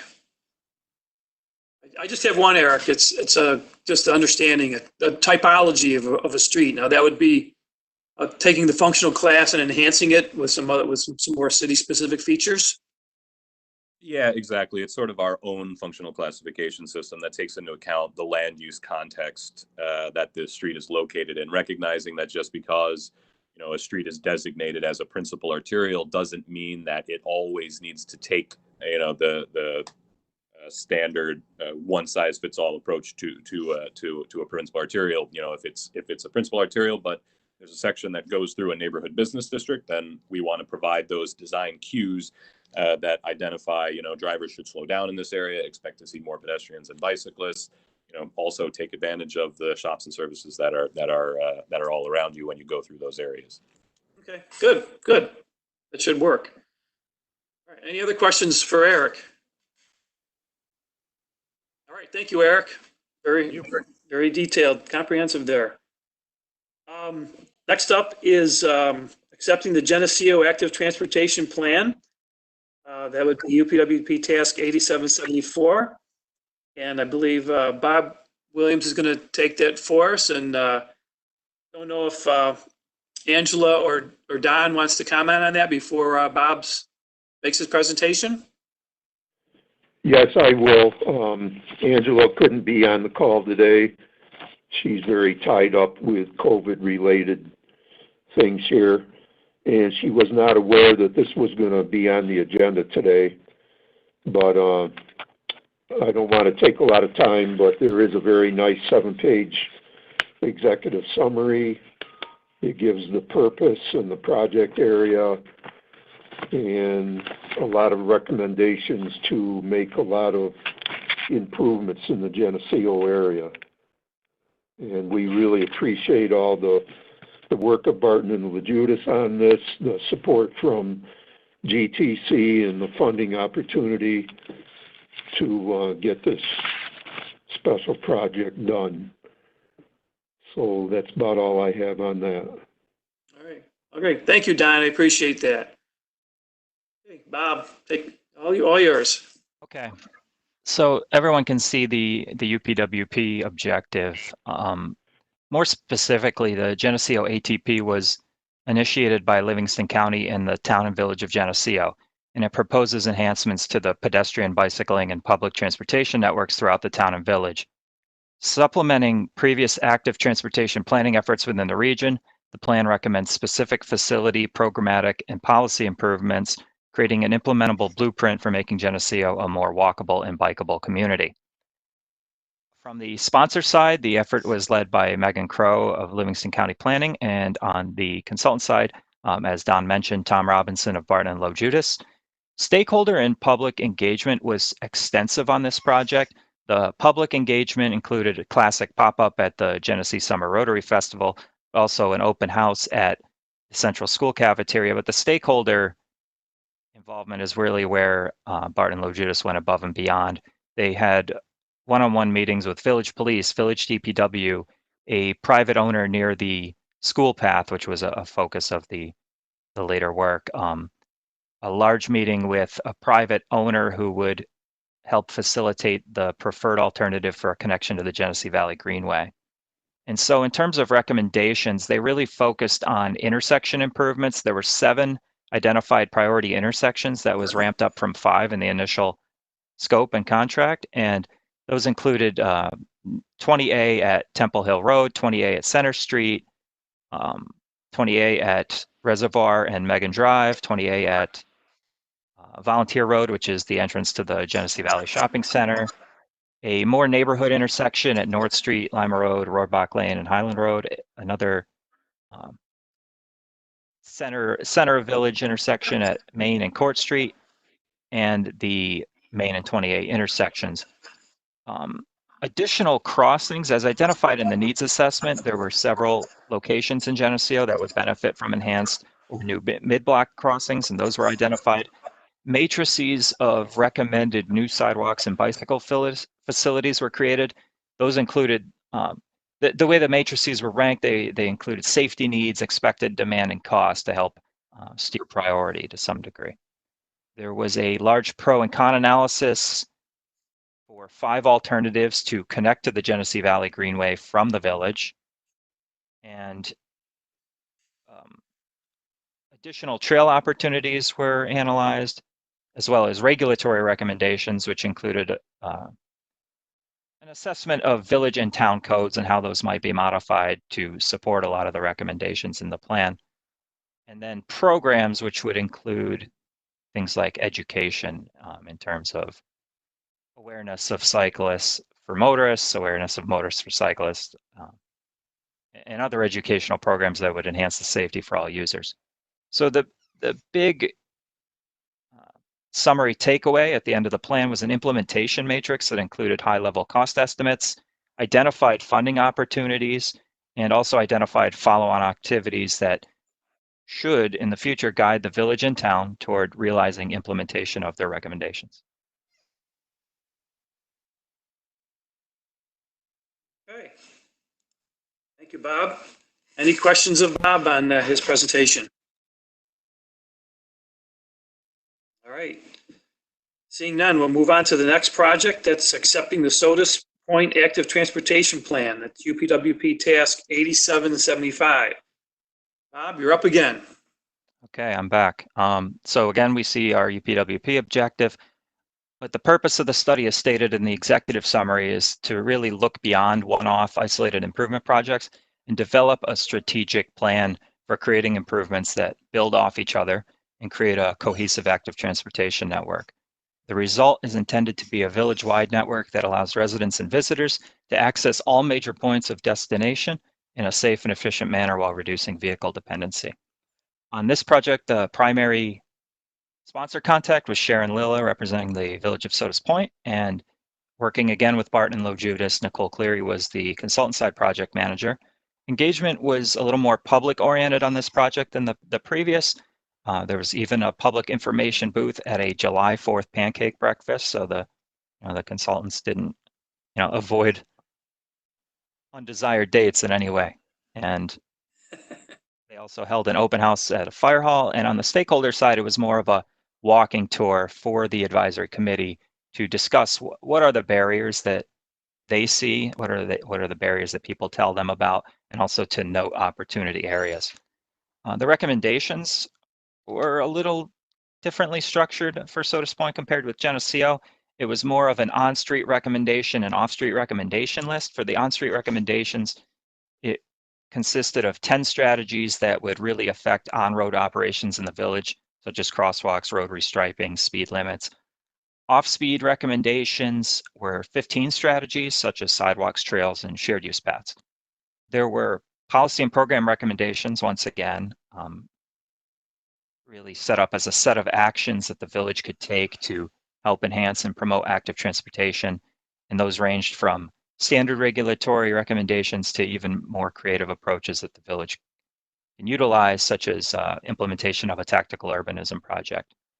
Like the Geneseo plan, there are priority intersection recommendations. There are 5 that were given high-level design concepts. The general overarching theme on these was tightening up curb radii, improving pavement marking, really making each of these intersections more coherent for the active transportation user. Those included Bay and Gregg Street at the Bay Street extension, Central Avenue at South Shore Road, New York Route 14 at Margaretta Road, Fitzhugh Street, which is 14 at Lake Road / Bay Street, which is really the, you've arrived at the Village intersection, and the Bay Street extension at Wickham Boulevard.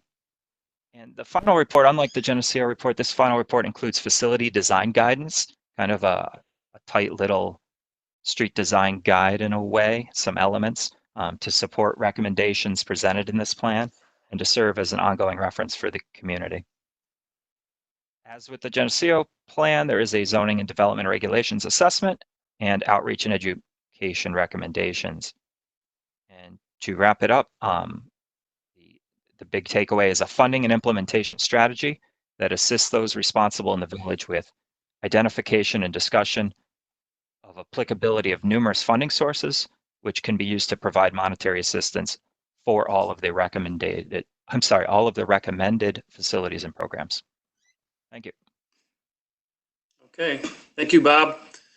Any questions of Bob? All right, thanks. Brings us up to the last presentation. That'll be the Maple Ridge Road Corridor Pedestrian and Bicycle Accommodation Feasibility Study, UPWP Task 8776. And is Medina Mayor Mike Sidari and Laura Beyer with Alta Planning here today.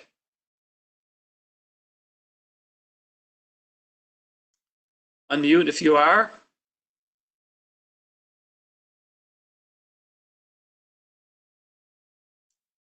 Okay, what do you think, Jim? Someone from Chris Tortora, are you on by chance?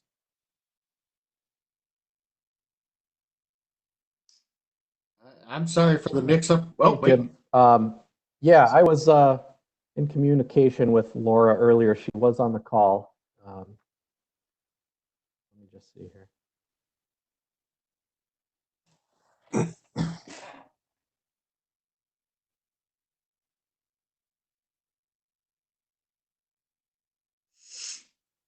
I apologize to everyone. It looks like we ran into some technical difficulties. So I guess the best course of action would be to table consideration of this the Village of Medina project, the Maple Ridge Road, because I don't expect that Chris is able or prepared to report on this. Unfortunately, I was not prepared. Laura, can you guys hear me? Yay, There's Laura! Oh, thank God. I have had to connect to this meeting like 6 times today. It keeps dropping off. I'm so sorry. Well, your timing to get back on is perfect. Oh my goodness. Oh, welcome. Okay. So let's see here. Well, I'm glad you're here, Laura. That was a close one. Yeah. Me too. All right. So, hi, my name is Laura Beyer. I am a senior planner at Alta Planning and Design, and we were contracted by the village and GTC to work on this Maple Ridge Road corridor study. And this is a study which started in November of 2018 and was finalized in February of this year. So actually, this is one item today that hasn't been impacted by COVID-19, which is a pretty exciting thing to get to say these days. And this project was supported by GTC and multiple community stakeholders who are really committed to improving safety, mobility, and access along Maple Ridge Road for all users. And some extra attention during the study was given to some more vulnerable users like bicyclists and pedestrians of all ages and abilities, as well as a population that uses wheelchairs or other wheeled mobility assist devices. The final report is broken down into 4 chapters. The first chapter included an inventory of current roadway characteristics and existing bicycle and pedestrian facilities to help make recommendations. One of the key improvements that was in play before we started this whole study is the potential for a pedestrian bridge over Oak Orchard Creek, which would be adjacent to the existing roadway bridge in that area.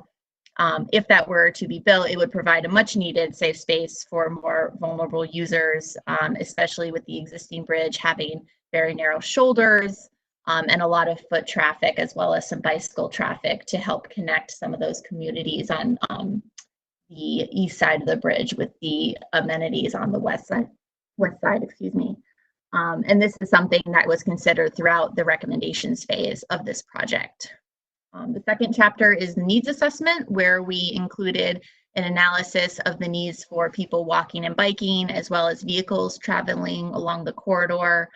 As part of this effort, we held interviews with 5 stakeholders within the community, and we also developed an online survey, which received a total of 560 responses, which is a pretty high number in a community of this size. So it was really positive to hear from so many individuals through this survey, to hear what they were thinking for their corridor and their community. The recommendations chapter includes an access management plan to help improve access to the multiple businesses located on Maple Ridge Road, as well as recommendations along the corridor. We ended up developing 3 alternative concepts that were presented to the steering committee and the public, all of which included a 2-way center turn lane from the Tops Plaza to South Main Street, which is a really busy area along the corridor with a lot of commercial businesses and major destinations for people in the community. The 3 alternative concepts incorporate various facilities for pedestrian bicycles. Concept A included sidewalks and, sidewalk on the north side of the street for the entire length of the corridor, which is 2.2 miles from Saltworks Road to Bates Road. And that alternative also included shoulder space that can be utilized by bicycles as well. Alternative B recommended a side path, so that would be a 10-foot wide path that can be used as a shared space between pedestrians and bicycles, as well as some shoulders for bicycles that might have more experienced riders and might be more comfortable riding in the roadway. And alternative C also included a side path as well as wide curb lanes, which would just be wider travel lanes that would provide space for more experienced bicycles, again, to be in the roadway traveling with vehicles. And that extra lane width would provide space for vehicles to overcome the bicycles that are on the road safely. To gather feedback on these 3 alternatives, we held 1 public meeting and distributed a 2nd online survey. With these 2 engagement efforts, we were able to reach about 100 people to gain their opinions on the various alternatives that were developed for this project. We also included a concept in the final report, which was developed by New York State DOT following the public engagement, the 2nd round of public engagement on the concepts. This alternative by NYSDOT includes sidewalks on both sides of the road, not just the north side, as with the other 3 alternatives, and then shoulder space that can be used by bikes and includes the same 2-way left turn lane from the Tops Plaza to the South Main Street intersection. Like the Honeoye project that was discussed earlier, this plan didn't end with a final preferred recommendation for the corridor. It's something that the village and NYSDOT and other stakeholders can continue to develop with all of the various concepts and design elements that we included in the plan moving forward. So it really left it open for other designs to come into play if desired and warranted. And then we wrapped up the study with an implementation strategy chapter, which included various funding mechanisms, a proposed phased approach for implementation along the corridor, as well as implementation strategies for the access management plan and any individual projects such as improved access to the school and the future Medina Business Park. So that's all I had really for the plan. It was a great opportunity to work in this region and to work with GTC and the village, NYSDOT, the town of Shelby. It was a great experience. So I really appreciate all of them working with us to get this done and get a good product out to the community. All right, very good. Thank you, Laura. Are there any questions of Laura on this, this overview? Okay, seeing none. At this point, I would like to ask for a motion to adopt all these tasks to be evidence of completion. If you're willing to move, unmute and now say who you are. Scott, BJ Scanlon, I'll make the motion. This is Jim Stack. I just want to clarify that we're not adopting these. We're recommending that the board accept the approve the resolutions at their meeting in June. Right, recommending them to the board. Yeah. Sorry. Thanks for the clarification, Jim. So, okay. BJ Scanlon moved it. Do I have a second? Mitch from Seneca County, if you can hear me now. Yes. Hey, Mitch, how are you? Good, guys. But I'm glad the technical difficulties were overcome. Thank you. All right. So I have a motion and a second. If there are no objections, we will recommend these to the board for adoption at their meeting in June. Seeing no objections, thank you all. We'll move on to our next agenda item, which is recommending to the board amending the fiscal year 2020-2021 Unified Planning Work Program to reflect the contribution of actual fiscal year 2019-2020 rollover amounts. And Jim, have you take that away? Sure. Thank you, Scott. So anybody who has been with GTC for a couple years has experienced these. This is our annual budget reconciliation. Due to the timing of when we have to develop and prepare our UPWP, our annual work program, and get it adopted, it happens during our year. So we, for any project that's not expected to be completed by March 31st, we included an estimated rollover. But the cleanest way to gain some certainty is use it actual expenses. Given the timing, those actual expenses are only covered through the end of our second quarter, which is September 30th. So what you see here for this adjustment really reflects progress that has been made in the last 2 quarters. When you see member agencies coming down $614,000, it's not that we're taking $614,000 away from agencies. It's that they have progressed the projects, worked with consultants, whatever the case may be, and actually utilized $614,000. Likewise, GTC staff has utilized either, with our consultant contracts, $145,000.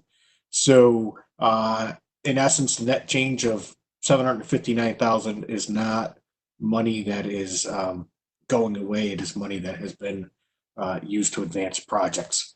So, this, as I said, is a routine reconciliation we do every year. Okay, thanks, Jim.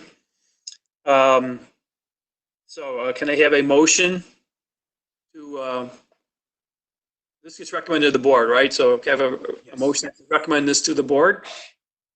Motion. Thank you, Chris. And then anyone willing to second? Chris, second. Who was that? I believe it was Eric Frisch. Eric? Okay. Came in out real quick. Okay. Any objections? Okay, this will be recommended to the board at their June meeting. Thank you. Brings us up to our next action items, and that would be, let's see, modifying and amending the 2020-2024 Transportation Improvement Program. The first 2 items, Resolution 29 and 2010, are Planning Committee items. And as in the past, these have been vetted through the TDC already. So if, unless there is somebody who wants to hear more information on this, I would propose that these be adopted as one and moved ahead. So so in light of that, can I have a motion? Jim, do you want to just describe these real quick? I can. I'm sorry. Action one would be modifying the TIP by deferring phases of the railroad crossing improvement project at Quaker Road and Canandaigua Road project. That's a New York State DOT request. And the second, also a state DOT request, is modifying the TIP by increasing the total cost of Route 19, Route 98 over the Erie Canal Rehabilitation Project. Scott, I just would reiterate that this did go through the TIP Development Committee meeting, TIP Development Committee, and that the changes are of a threshold that are relatively minor and fall under the purview of the Planning Committee. So the Planning Committee action would be to approve those, as you said. It's not a recommendation to the board. The board, right? So can I have a motion?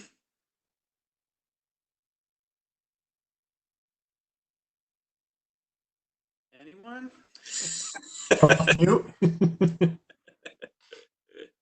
Eric Frisch, so move. Okay. Eric? Reeve, second. All right. Great. So are there any objections to adopting these? Okay. These are adopted. Thank you. Next group are TIP actions to be referred to the board for their action. Correct. And again, these have been primarily vetted by the TDC. Ready for our action here, but Jim, would you like to just discuss them real quick? Yeah, basically what you see here is RGRTA, every year they have to go through a program of projects. They're constantly looking at their needs for their fleet replacement cycles, and they go through a process required by the Federal Transit Administration to come up with a program of projects. The changes here would align the TIP with what they intend to do for their capital purchases the current fiscal year and the additional fiscal year, or sorry, the next fiscal year. Some of these are modifying existing projects, amending the existing projects, and then you'll see a couple additional projects, some of the sort of the back office type stuff, the digital display replacement projects to change out the displays that are out for the public to view, adding replacement of the equipment for the onboard recording of the video cameras on the buses, and a phone system replacement at the RGRTA Administrative Office. And if there's any questions, I would defer to Eric Farr. Thanks, Jim. Any questions on those? That group? All right. Can I entertain a motion to recommend these?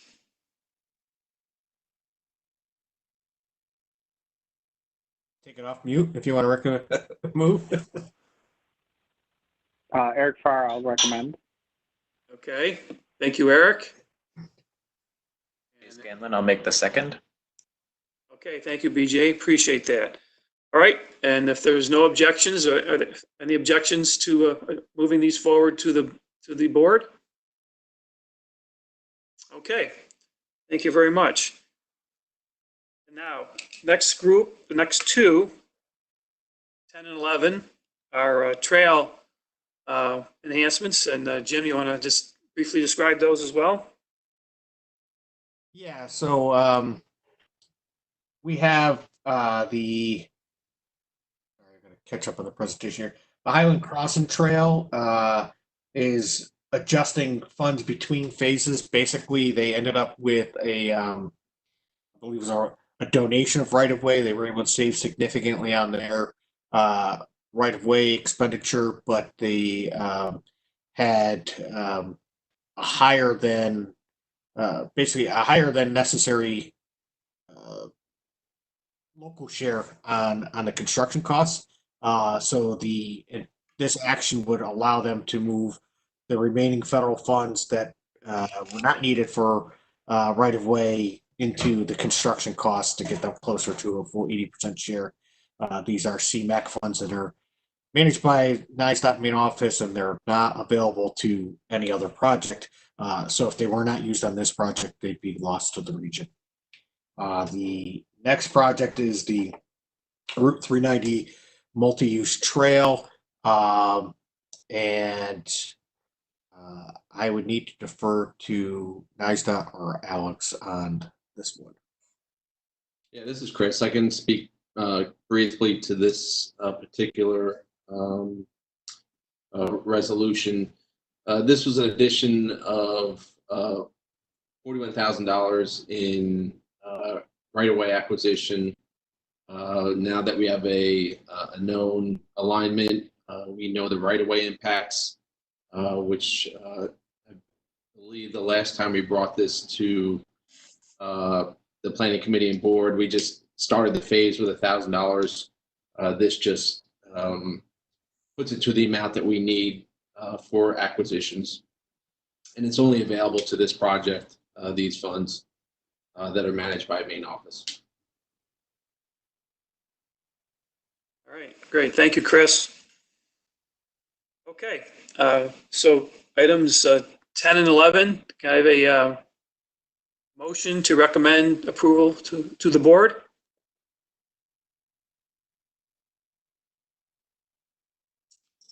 Eric Frisch, so move. Chris, will you second? Okay, thank you, Eric and Chris. Assuming there are no objections, if there are any objections, let me know. We will move these forward to the board. Thank you. Now we have an additional item. Council Resolution 2028. Is that RGRTA? I discussed that, adding. Scott, I'll just offer up that for everybody, this is Jim Stack, just for everybody to understand that after we distributed the meeting package, RGRTA reached out to us with a time-sensitive amendment request. So we sent out some supplemental information to Planning Committee members and alternates, and prepared the resolution to be taken straight to the committee today. This has not had an opportunity to go before the TIP Development Committee, so there's not a recommendation from them, but I guess I would pass it along to Eric Farr to discuss the proposed request. Sure. So I hope you guys can hear me now that I've got this unmuting down. We got you. So this is funding for our connection hubs. This is one of the items that Jim talked to earlier that we're connecting to support our Reimagine RTS project. It's going to consist of bus shelters and some real-time traveler information systems, heat, various places will incorporate parking, electric car charging, and other amenities just to kind of support the transition from a fixed route network to the on-demand zones, as well as alternative first mile, last mile kind of solutions for those areas no longer served by the fixed route come implementation of Reimagine RTS. So last year when we went to submit our grant applications with the FTA to obligate these dollars, they pushed back and said they weren't comfortable obligating them until we had progressed the lease agreements and rights to the land that these properties are going to be on. So that made some sense. So we pulled them from the grant and are looking to obligate them in this year's FTA grant. As such, we had to request that those dollars be moved in the TIP from showing as federal fiscal year 2019 to federal fiscal year 2020. So if anyone has any questions on it, I'm happy to answer. Great. Any questions of Eric on that? Okay. Seeing none, I have a motion to recommend this to the board. Chris Reed, motion. Thank you, Chris. And any second? Eric Farr, I'll second. Okay, thank you, Eric. Appreciate that. All right, and are there any objections to moving this to the board? Okay. Thank you. So that concludes our action items for today. Now we have new business. Jim, is there any new business to be brought before the Planning Committee? I have nothing additional from the RTS request that Eric just discussed, but I don't know if any members or alternates on the call have anything that needs to be raised. All right. Great, thank you. Now we come to the second public forum. Is there anyone from the public that would like to address the committee based on the proceedings they heard today? And we'll ask with Lori and Jody if they received any comments or input from the public. Another reminder that you can comment by, if you're calling in, *2, leave a recorded message, *3, you can get in a queue for comments, or you can type into the chat window, or if you prefer to email, you can do that at 8148@publicinput.com. Are we receiving any comments or questions from the public? No, Scott, nothing has come through, although we did have a handful of people that were present on the public input platform and expressed their thanks for offering this, and that they were able to see it and hear it clearly. So it's good feedback there, but no comments for the good of the order. Okay. All right, good. Thank you. I think the only comment I'll offer, just from my perspective, is I think there were some audio issues with some attendees today. Through some of the chats I saw, they were attending, they could observe the meeting, but couldn't connect their audio for some reason. So hopefully it's something we can rectify at future meetings. All right. Yeah, that is something that, with our first go around, we're catching some things.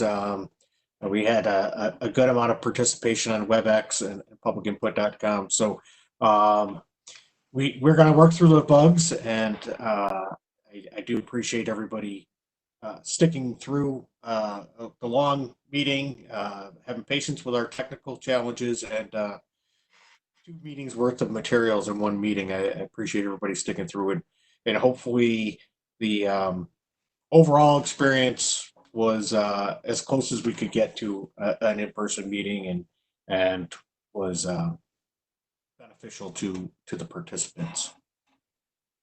Yeah. Thank you, Jim. I'd like to thank you and all your staff, Alex, Lori, Jody, Bob, and Chris, and if there's anyone else on the staff that was helping out with this today. Thank you all for your efforts in pulling this together and conducting the virtual meeting. I think this may be a wave of the future for who knows how long, but so hopefully it becomes, we become used to it. So, all right, if there's nothing else, our next meeting is tentatively scheduled for July 9th, 2020 at the Monroe County Fleet Center. Any materials for that meeting need to be submitted to GTC by Friday, June 26th. So unless there's any other questions or comments, I would. Scott, I just want to clarify, we do fully intend to have that July 9th meeting unless there's not sufficient action items. The tentative aspect of it is really about the venue and whether we can meet, what other public health guidance is out there on in-person meetings, whether we need to use this platform again, or if we can meet in person, and can we use the existing venue or a larger venue to meet the physical distancing guidelines that are in place at that time. So, we're going to do our best to get back together and meet face to face because the dynamic that our group has built over the years really lends to the good working relationship. So we'll see how it goes. I think if we hadn't had those good working relationships, this meeting would not have gone on. The online meeting would not have gone as smoothly as it did. I would agree with that, Jim. I second that. Yes, definitely. So, all right. So thank you for that clarification, Jim. So, all right. Thank you everyone for attending, and DTC Planning Committee for today is now adjourned. Everyone, please stay healthy out there. Thank you, everyone. Thanks. Thank you, Jim. Thank you, Scott.